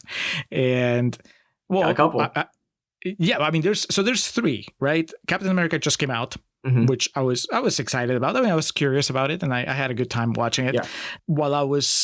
When we went to see Captain America, they played the Thunderbolts trailer, which I hadn't seen until just now, and I was like, oh God. I mean, I'll watch it, but I don't. This is just like the Suicide Squad with the Marvel paint on it. You didn't like the newest trailer? I'm assuming that what I saw was the newest. You saw the newest trailer if you saw it, Captain America. Yeah. It's just, I mean, here's the maybe now I'm the one that's bringing baggage. Like, I watched it and I was like, that's the Suicide Squad. It's not the Thunderbolts. Like, I've read the Thunderbolt comics, and so I know they can't do it in the movies. They couldn't. And if they somehow find a way to do it, it's gonna blow my mind. But what it was, the idea that they're bad guys pretending to be good guys. Mm-hmm. It's not like, oh, they're bad guys being forced into being good guys. I think it's a key difference, and that's what makes the Thunderbolts concept so compelling. It definitely was in the comics, right? It's fine. I'm sure I'll have a good time. They're good actors. I like a couple of them like a lot. Like Florence Pugh and Sebastian Stan. I'm thinking it'll be fine. But no, that's not the one I'm excited about. I'm excited about Fantastic Four, which we also got the trailer for. Ben has always been a rock. Johnny is Johnny. Hi. I am right here. Whatever life throws at us, we'll face it together. It was my first time watching it, and I did not know that the guy from The Bear is playing the Thing. I am so excited about this. Yeah. I knew of everybody else in the cast, and I'm sure I just didn't recognize his name, I guess, when they made the announcement. And so seeing him playing Ben Grimm, pre-transformation, and then how are you feeling? How do you feel about the way that they have the Thing there? Because I've seen some people saying that it looks too cartoony. No, I mean, that's what they were going for. They were going for that 70s big brow, and I think it's impressive that they pulled it off with a full CGI character. Yeah, best full CGI character we've had in Marvel other than Thanos, Groot, and Groot. Yeah. I think that aesthetic is going to help if they actually go all Galactus on it. Like you just see the shadow here at the end of the trailer. It looks good though. It does. Was it the shadow? I think we saw like physically behind him, like the back of him. Yeah. Oh, it's not the shadow. It's just like the actual helmet that we're seeing. I think it is like from behind. Okay. Either way, I mean, a giant man with that helmet that's going to eat the planet. They were so afraid of it for so long, and now they're finally, Yeah. So I mean, I get it. With this type of look, I think that you can make it work. I don't know how it's going to fit in the bigger picture, and I don't care. I just want to sit back and watch a Fantastic Four movie that works beginning to end. Yeah. There's like things that I've liked in every Fantastic Four movie that they've made, and there's a lot of things that I don't like. And I think that they can make it work. I mean, they've been pretty consistently nailing these adaptations. They've had their misses for the most part. They've done it well. And so I think that they're finally going to do the Fantastic Four justice, and it's going to be awesome. So that is my big summer movie that I'm looking forward to. I'm not going to talk about Wicked 2 because we already did, but that's obviously a big one. Very excited for it, yeah. Yes. And then, if you've listened to the show for any amount of time, you probably know that Alex and I just live and die for PTA. Let's just do Magnolia. I'm going to do the same question again. In your mind, what is that movie about?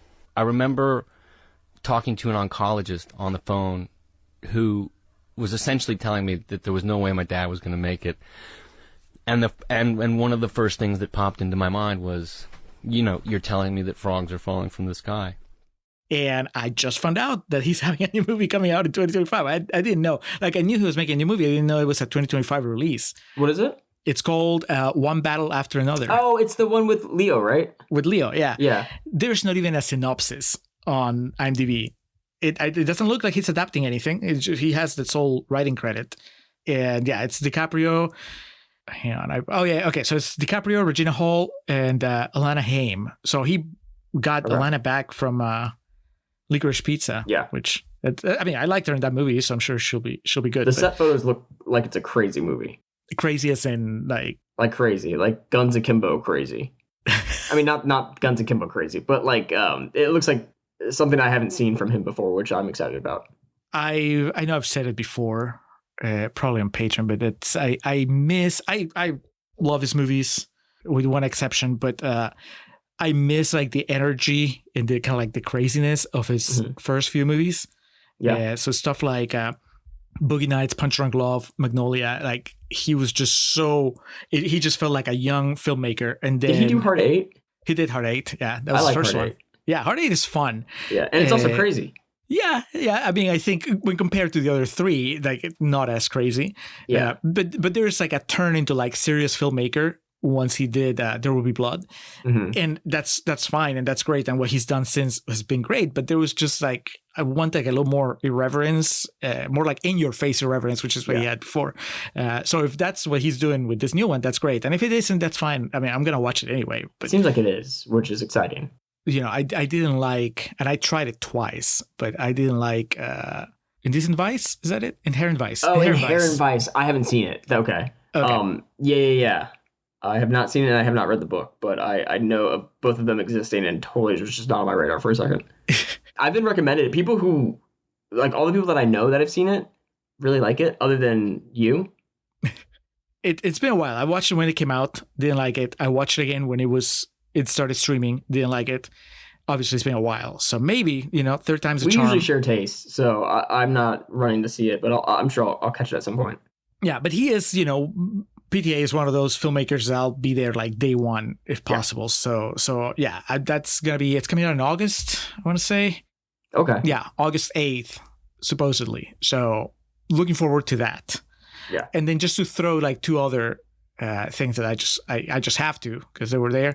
Wes Anderson has a new movie, June 6th, The Phoenician Scheme, which is apparently a thriller, an espionage thriller. Jordan, you seem surprised when I proclaimed that Asteroid City was my favorite Wes Anderson movie and one of my favorite movies of 2023. His movies I just don't watch very much. I've seen a few. I like Bottle Rocket. Yeah, I mean that's almost not Wes Anderson. Yeah. I mean it is, but after Asteroid City and the shorts that he did for Netflix, the adaptation like Henry Sugar and the others, like I feel like I am more excited about his work than I've ever been. Yeah. And so yeah, I'll watch this thing, especially because it's not built as a comedy, it's built as a thriller, like an espionage thriller. So that's fun. Yeah, let's see what he does with that. And then I've seen the trailer like 10 times now, and every time I'm like, man, this is gonna be good. I hope so. 28 years later, June 20th. I mean, right? Yeah. It has to be, right? There's no way that they blow it. Yeah. You like 28 weeks more than 28 days, right? No, I like 28 days better. Okay. But I've also seen it more times. I think I've only seen 28 weeks once. Okay. I'm getting you mixed up with someone.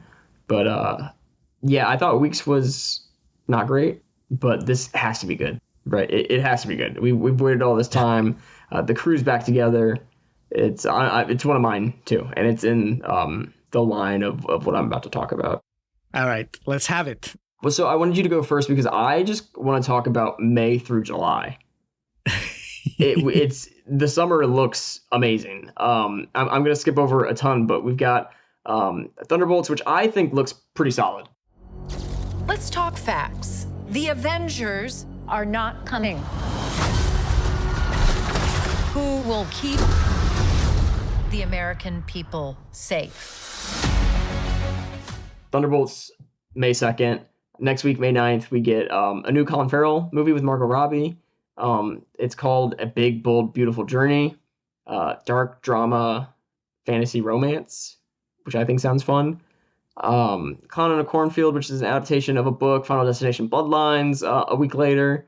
Lilo and Stitch live action, which, what do you think the runtime of Lilo and Stitch is? The original or the new one? I'll tell you the original. The original is an hour and 25 minutes. Okay. So this one's probably like 2 hours? 2 hours and 39 minutes is this movie's runtime. How can you be excited about this, Jordan? I'm not saying I'm excited about it. I'm just excited that this is the lineup for May through July. It's going to be a big movie. It's going to be a really healthy box office year. Yes. Super healthy summer. I just think that runtime is worth talking about because a 3-hour Lilo and Stitch sounds crazy. Just before I forget, what was your final verdict on Mufasa? I haven't seen it. I keep trying to get people to watch it with me. Nobody will. That's what's going on. Man, Barry Jenkins. I want to see it so badly. Revoking your card. I know. And I like Lion King 2, Simba's Pride, more than anyone that's ever lived. So this it's literally made for me. It's Simba's Pride meets real cinema, Barry Jenkins. I want to see it so badly. Mission Impossible, I've only seen a few Mission Impossible movies. I've only seen the last 2, but I'm pretty excited for this one, the same week as Lilo and Stitch. Then we get Karate Kid, and then you finally show up to a theater for The Phoenician Scheme. And then we're going into June. Ballerina I don't really care about. Wasn't that originally going to be a show? Did I miss something? To stop the assassin, you must become the assassin. You will always be weaker. You will always be smaller. You want to win? Improvise. Adapt. Cheat.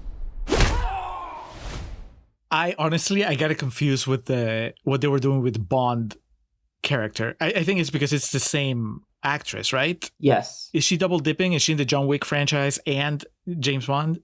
She is. Is she doing a James Bond series or something? I thought that maybe they were saying they were going to spin off her character from the last James Bond movie into a series, and then... Oh, maybe that is what I was thinking also, because I was kind of confused when I saw the trailer.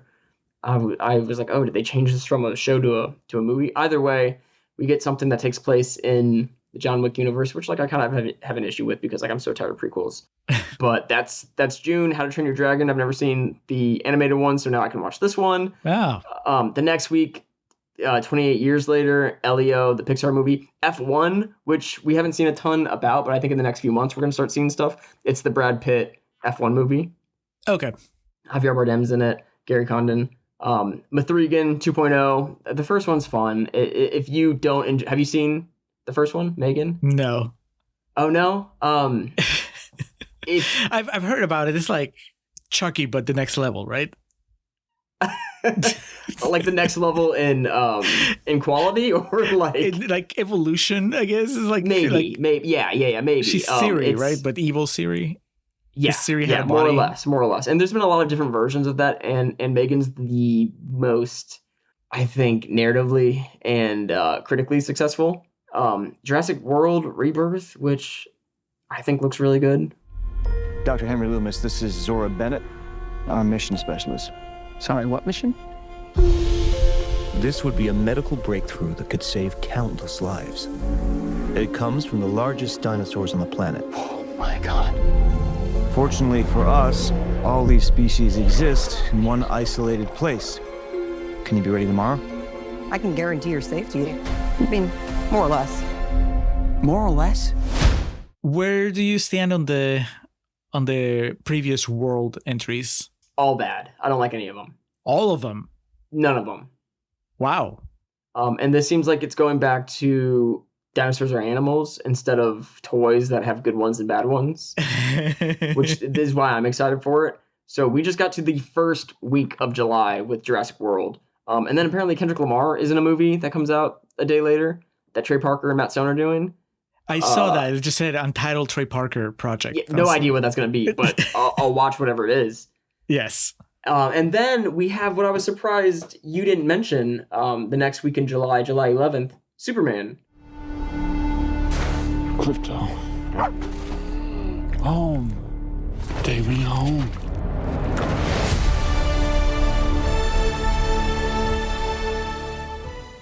Do you not care? It's not that I don't care.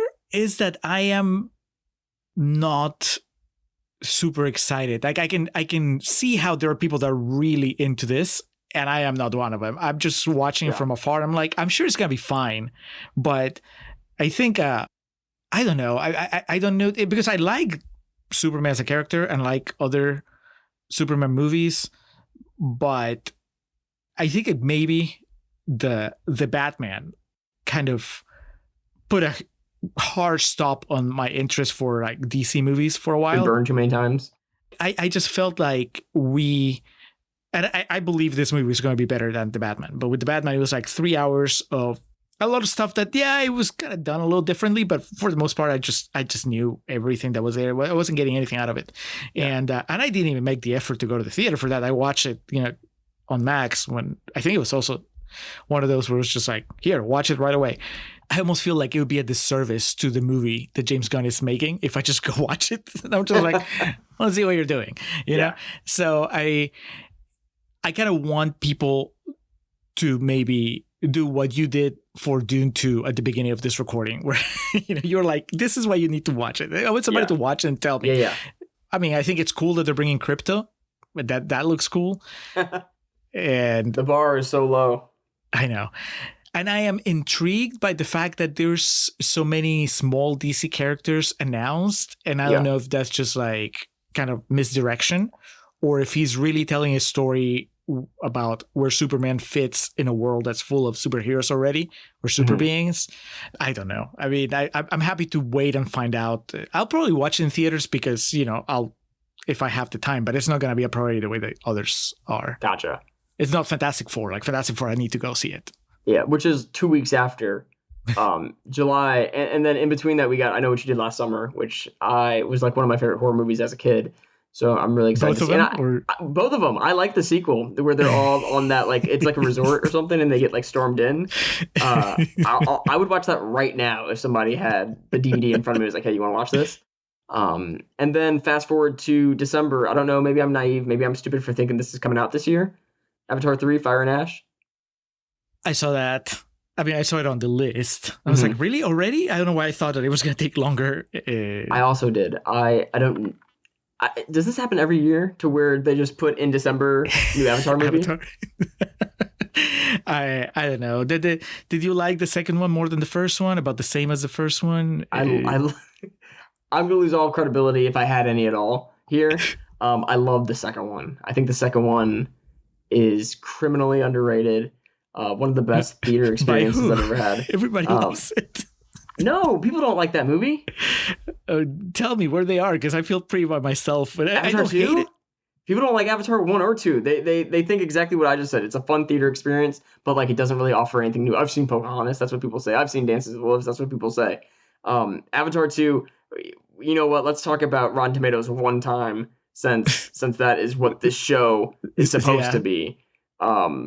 I bet it has. What do you think it has on Rotten Tomatoes? I'm gonna give it like 76%. It's exactly 76 and 92 audience score. So you're right. I'm wrong.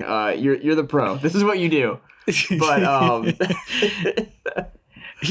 I mean, it's funny because in people listen to it on the show kind of in real time, because we did the first Avatar we did on the show the year that Avatar 2 was going to come out. I guess it was our first episode of 2022. Is that when did Way of Water come out? 2023, 2022? End of 2022. Okay, so January 2022, we did the first Avatar. And it was Alex talking trash about it and me defending it, even though I don't love the first Avatar. But I was like, no, but it does this and this and this. And I was telling Alex, Way of Water is going to make a lot of money and it's going to make it all relevant again. It's going to remind people what it was like to watch Avatar all those years later and so on. And I'm like, you don't bet against Cameron. Because, at the time, a full year before the release, that was kind of like the question. I was like, is it going to be as successful, right? Can it be as successful? Or is it like, have we missed the window? It's been so long since the first one came out or whatever. Yeah. And then, of course, it came out and it was like a big success. And I was just kind of like, all right. It was basically the first movie again. And Alex was like over the moon. He was like, oh my God, that was amazing. So Alex is with you. He loves The Way of Water. And I'm just kind of relieved I don't have to defend the first Avatar, I guess. Well, here's the thing that the way, and you know how Rotten Tomatoes works. People think what you think about it, which is like visually stunning, should have won every award possible for that. But the story's fine. It's whatever. We've seen it done a million times and a million better ways. But that's where I disagree. I think, and that's why in Rotten Tomatoes it's going to have such high scores, which I should have seen coming. You're the pro. That was kind of remarkable that you guessed it exactly. But because if 100 people give it 3 out of 5, which is probably a fair assessment for most people, it's going to be 100%. If everybody just gives it that. But I think the story is really good, and I'm really excited for the story. I think the visuals is just a fun world to live in while I'm getting fed this really good story. I'm invested in his family. Spoilers for this movie that you should have seen by now. I won't even say what happens, but what happens with his sons, I was really into. In a way that surprised me, because I didn't even realize how into the story I was while I was watching it, just because that world is so encapsulated when you're watching it in 3D IMAX. So I'm genuinely excited for the story of Avatar 3. I think the next movie is either going to be another round of Jake Sully going to a different tribe and learning like new things. You're banished again. Yes. Or he's finally going to go into a different direction, which I'm hoping it is. But I had a serious problem with the core, like the engine of this plot in the second one, which almost requires mainly Jake, but also his family, to completely forget what happened in the first movie, and to where because the story requires them to run away before they take a stand and fight. Yeah. I don't know how. I don't think the movie does enough to justify to me that that really is the best course of action. He used to be human, and he's worked alongside humans. He knows that they're not going to stop just because he left. And so, of course, there's going to be, they're just going to keep after him. And so it just felt like 2.5 hours of Cameron kind of like showing me pretty pictures and good action sequences or whatever, but not making sense. And like, why are we doing this? Why isn't he just taking a stand now instead of making me wait until the end of the movie where he's like, all right, now we're going to fight. Well, it's when he realizes that he can't run away. And he should have known that. But how did he not know that at the beginning? Well, now that he has a family, he does know that, but he's trying to fight the realization of that. He wants to not believe that is his only option, because he doesn't want to put his family through that. He would love if they could just, and remember, they would have been able to disappear if I forget what happens, but there's that, like, that mole, like that person, that guy, that whatever that kid's name Spider? Is that his name? Spider. You're a super fan. Whatever his name is, probably Spider. Like, gives away their location. Otherwise, they would have been able to escape. Right, but even if he hadn't given away the location, I think that the movie established in the first movie, and probably accurately, that humans are so bloodthirsty that they would just keep coming. And they would, the biggest kind of laugh at the end of the first Avatar is that they send them back to Earth, and they're like, that's it, problem solved. Yeah. And my thought was always like, that's not, you just send them back so they can regroup and come back harder than ever. And when that happens in the second movie, it's like, if I thought it at the end of the first movie, how is it that Jake Sully didn't think about it? He should have spent his entire life waiting for the humans to come back and being prepared for it. And instead, when it happens, he's like, oh my God, I can't believe this is happening. I'm going to run away. It's almost like he doesn't think that they're going to just destroy every little bit of land in that planet until they find him. So yeah, but with his family, he doesn't want to tackle that head on quite yet. He wants to at least see if he can avoid that. Because he would love to blend in and not be the spearhead of the resistance against the humans. Especially with his family who like know his past and want to fight. He doesn't want them to fight and have to go through the things that he went through. And then at the end of the movie, when he realizes that running away is going to ultimately hurt his family more than fighting would anyway, it's their only option. And now we'll see if he's able to get the Fire Tribe together. I mean, you talk about like things that frustrate us in characters and so on, like that. If I am at a place at the beginning of a movie and it takes the main character the entire movie, especially if it's a long movie, to get to that place, that's a tough sell. Because that means that you're at that place because you saw the first Avatar, and well, he lived through the first Avatar, and you're still you in Avatar 2, but Jake's character is a completely different character at the beginning of Avatar 2 than he is at the end of Avatar 1. Yes, but he still has those memories. Right? Yeah. But his priorities are so different. He's not willing to approach those experiences the same way that he would have 15 years prior. I think that you can tell me that he doesn't want to fight, but I find it harder to believe that he thinks that that's an option. Like it shouldn't. He can hate the fact that he has to fight, but running away, I don't know how he believes that running away will lead to anything other than postponing the fight. Well, I think that he thought that running away would at least alleviate the people that lived in the tribe around him from further destruction, because he knew that they were looking for him. And if he wasn't there, he was at least hoping that they would lighten up the pursuit. Maybe that was a bit of an optimistic thought for him. But I think that was his motivation of leaving when he did with his family. That mixed with wanting to hide. I mean, I'm going to watch the third one. But okay, well, I can stop pitching it to you. If you're gonna go see it, then that can be the end of the conversation. But I'm just telling you, like, if the third movie starts with him going like, we need to go somewhere else. No, because remember, at the end of the second one, he was like, all right, now it's time to fight. It was, he's ready now. All right, so that pretty much closes December. A couple of movies that you haven't mentioned. Darren Aronofsky has a new movie coming out called Stealing, with Austin Butler and Regina King. And I know you were not a big fan of The Whale, but overall, are you like interested in Aronofsky's work? And it's just he lost you with The Whale? Big time. Yeah, The Whale doesn't seem like an Aronofsky movie. I mean, he has those shots where he's following Brendan Fraser I'm not convinced he was even on set for that movie. But yeah, I'm very excited for anything that Darren Aronofsky does. The Whale just wasn't my cup of tea. Edgar Wright has a new movie with Glenn Powell, The Running Man. He's doing the Running Man remake. And our boy Coleman Domingo is in it. So, everything comes together. Yeah, everything except Edgar Wright for me.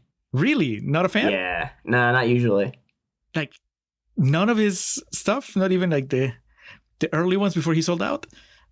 When's that line? When he almost worked for Marvel. Okay. I think Shaun of the Dead is funny sometimes. Man, we screened Baby Driver together.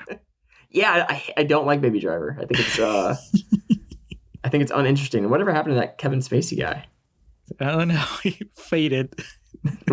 Obscurity. Yeah, no, Edgar Wright. What's his movie? Oh, it's the Running Man remake. Okay. Yeah, I'll check it out. Soderbergh has a movie coming out. I saw the trailer for that. Black Bag. Have you seen the trailer? I haven't seen the trailer. It's about like a hitman? You asked how it works. To be with someone in this business, this is how. You each know what you know, and you know what you'll do, and you never discuss certain things again. I watch her, I assume she watches me. I would do anything for you. Would you? Yes.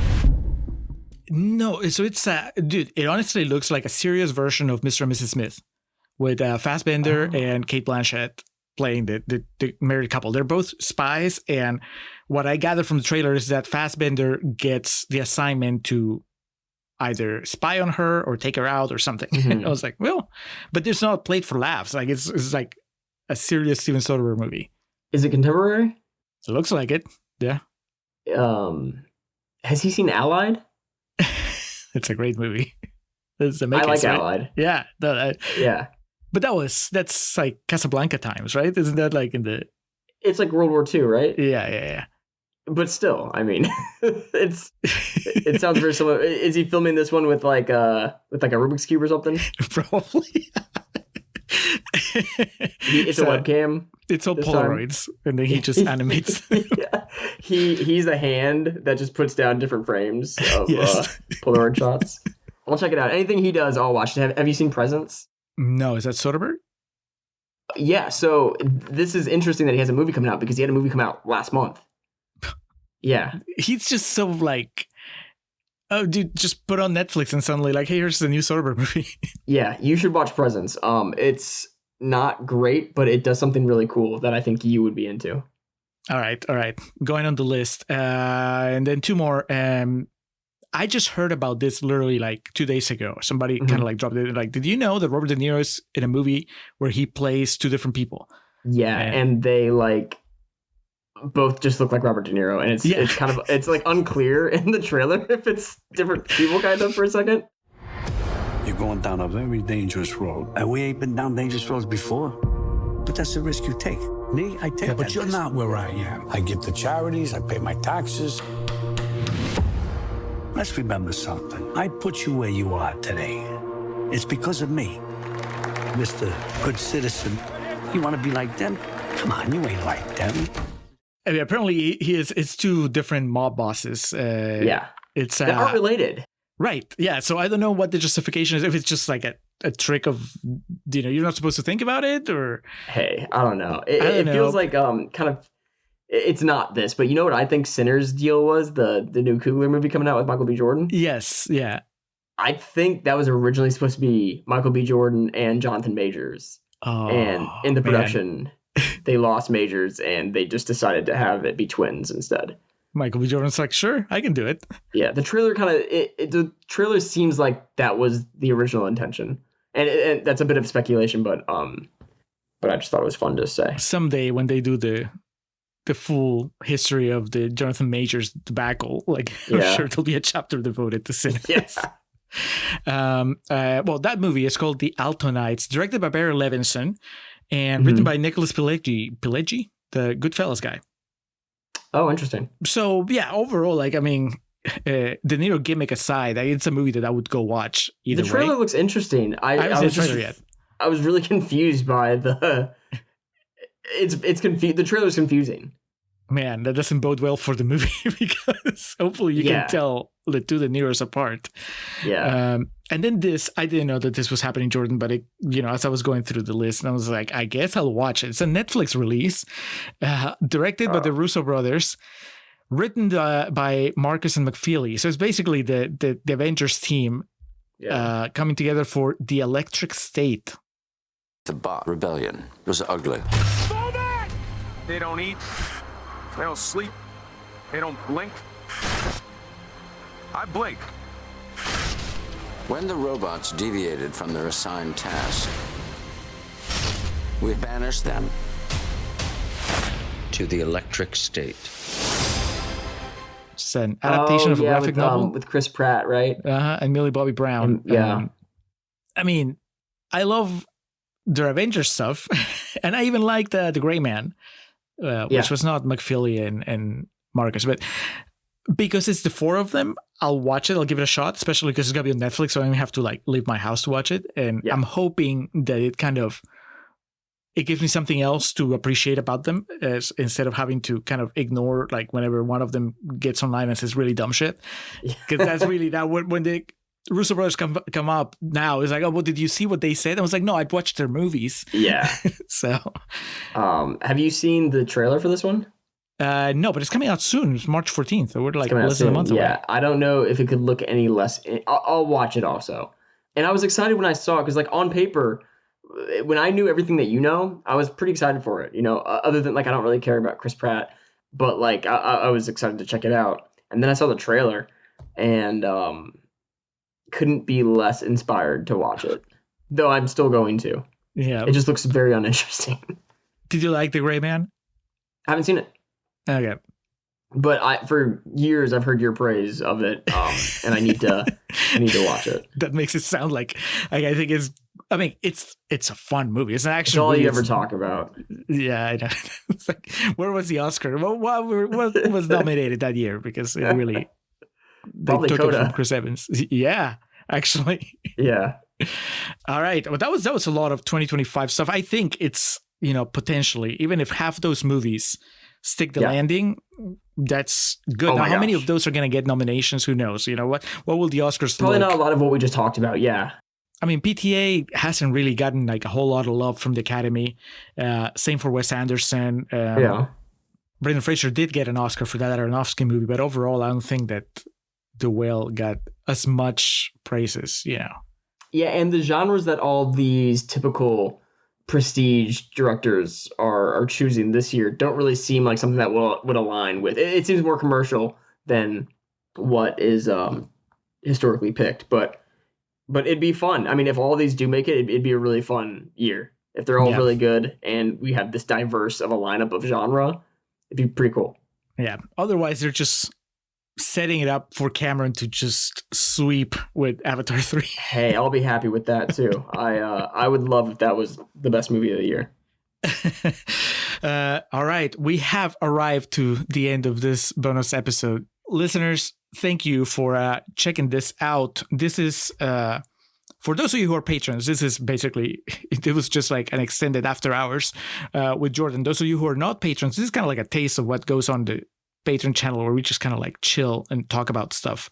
Jordan, we will have you back. Well, thanks for thinking of me. My default is waiting every day, looking at my phone, hoping that you will text me and ask me to record something with you. So I was really excited to look at that today. Oh, as a closer, I almost forgot because I told Alex that we were going to be talking about this. And he's like, oh, I'm going to send you my very short list of 2024 movies I've seen. So I don't know how many of these. You have to have seen at least a couple of these. There's Our Little Secret, the Lindsay Lohan Christmas movie. Okay. I think I know. I think I passed a living room and Kinsey was watching it. Well, I hope she liked it because we did. Lindsay Lohan also had another Netflix movie. This was Irish Wish. Okay, that's the one that I'm actually thinking of. Okay. The Christmas one is better. Singham 3, which we watch for patrons. Dude, if you haven't watched the Singham movies, you have to watch the whole thing, but maybe YouTube like the action sequences so you can get like the flavor and why it's so cool. But then again, I just remember you were not a big fan of, when we saw that video of the people dancing in the theater. Yeah, no, not at all. What was it? RRR. For RRR. Yeah, and I do like that movie. RRR is, and I think a lot of Indian films struggle with third acts, which is a conversation for a different time. But I'm always down to watch an Indian film. Always a good time. Smile 2, I haven't seen, but I've heard it's better than the first Smile. It does more than the first Smile. It's definitely got a bigger scope. Doesn't quite land on its feet, but does a lot of really cool stuff, and maybe a top 3 opening scene of the year. Wow. Yeah. Jailbreak, Love on the Run. I think he told me about that on an After Hours. That's a documentary. It's one of those Netflix true crime. Okay, I don't know those ones. Her Fatal Fling. Does that sound familiar? Mm-mm. Long Legs. Are you a Long Legs fan? We were talking about No, I'm not a Long Legs fan. You gonna watch Monkey? You are, right? Isn't that like next on your... Yeah, here's the thing, too. I was going to watch it last night, and I did the thing where I asked Eddie, you saw, I was like, hey, if you want me to wait, I'll wait. And he did the thing that was like, no, do whatever you want. And then I was like, no, like if you, because I could tell that he wanted to watch it together. I was like, I'm totally fine with waiting until Sunday. We can watch it together. And then he hits me back with the, okay, cool, I'll rewatch it Sunday with you, even if I watch it. I'm like, hey, man, I don't want to, if you're going to watch it, tell me and I'll watch it before. I don't want to watch a movie that you've already seen. I don't think The Monkey looks great. I like Osgood Perkins in interviews when he's talking about movies. I haven't liked anything I've seen him make yet. Well, it only takes is one, and then you'll just reevaluate. Maybe it's going to be The Monkey. And then closing down the new Roadhouse, which Alex hated, and I thought it was better than the original Roadhouse. Oh, is it? It is probably a better movie than the original Roadhouse. Yes. It's ridiculous. It is. Yeah. But, I watched them both for the first time, like back to back. So I think that I really? didn't have any nostalgia attached to the original. So gotcha. I guess that helped. And then, did you watch In a Violent Nature? Is that what it's called? I did watch In a Violent Nature. First movie my son ever paid attention to for an extended amount of time. We counted it as his first movie he's seen. Yeah, he's logged it. That's right. Yeah, I think it's good. It was in my top. It might still be. No. It just left my top 10 when I watched Mad Mara. Okay, well, Alex liked it well enough, and I remember he told me about it. I saw the trailer once, and I was like, all right, this is one of those. I like it a lot. I think it's better than The Substance. No. I mean, they're very different. They're not like comparable, but if we're talking about like a horror movie that has a lot of body horror that should have been, or a lot of VFX, that's the one that I wish would have gotten talked about a little more this year. All right, well, The Substance is the mainstream one. Yeah, it really is. But I don't know if you would like In a Violent Nature, but I think it's really good. All right. Well, Alex now is part of this recording with those. Thanks. Yeah. I'm glad he is. It's hilarious because literally he's watched 9 movies from 2024, so that makes me feel better about my. All the ones that I know of, they're also metal too. They're very Alex picks. Yeah, that's what it takes to get him to go to the movies. Yeah. That and then Lindsay Lohan needs to put a new thing on Netflix. I was surprised UFC 309 wasn't on that list. Anyway, now we're done, Jordan. I'm gonna let you go back to your family and just think about the things you've said and spend the rest of the night wondering how you came across and how you're going to come across to it. Did you finally clear the stigma from the Passengers episode, or did you dig yourself in the deeper hole? I felt like I was doing well and I had redeemed myself. And then I think I started digging again. I found the shovel and I just started chipping away once more. When you declared that 2024 is the worst year in film since 2016. And then like I got pretty I put my flag in the ground pretty deep for Avatar 2 and Jake Sully's mentality. Yes. And I stick to it. If I ever need to come back to fight that battle, I'm happy to do it. All right. That might be, or we'll pick something else. Either way, let's not narrow ourselves to Avatar. But anyway, thank you, Jordan. Thank you, listeners. We'll talk to you again soon. Yeah, thank you for having me.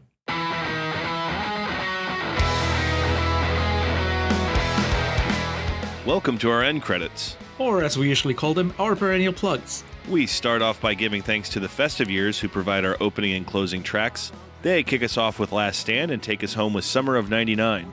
Be sure to head over to thefestiveyears.com for any and all Festive Years needs. Our friend and fellow podcaster Hans Rothgieser is the man behind our logo and all the art you see related to our show. Reach out to him and let him know how much you like that little tomato. His email address is mildemonios@hotmail.com and his website is mildemonios.pe. That's MILDEMONIOS. Hans, thank you for all your support. For those interested in the regularly absurd world of professional wrestling, Joe and the boys over at latenightgrin.com have you covered. Tell them the Contrarians sent you. And we like to close with special thanks to our social media team of Zoe Perez and Corey Ari. Each of the social media accounts we mentioned in the introduction look as good as they do because of their work. So that'll do it for this episode of The Contrarians, where we're right and you're wrong, and we will catch you next time. Just for old time's sake, I really don't care who you see and how much money you make to get a room.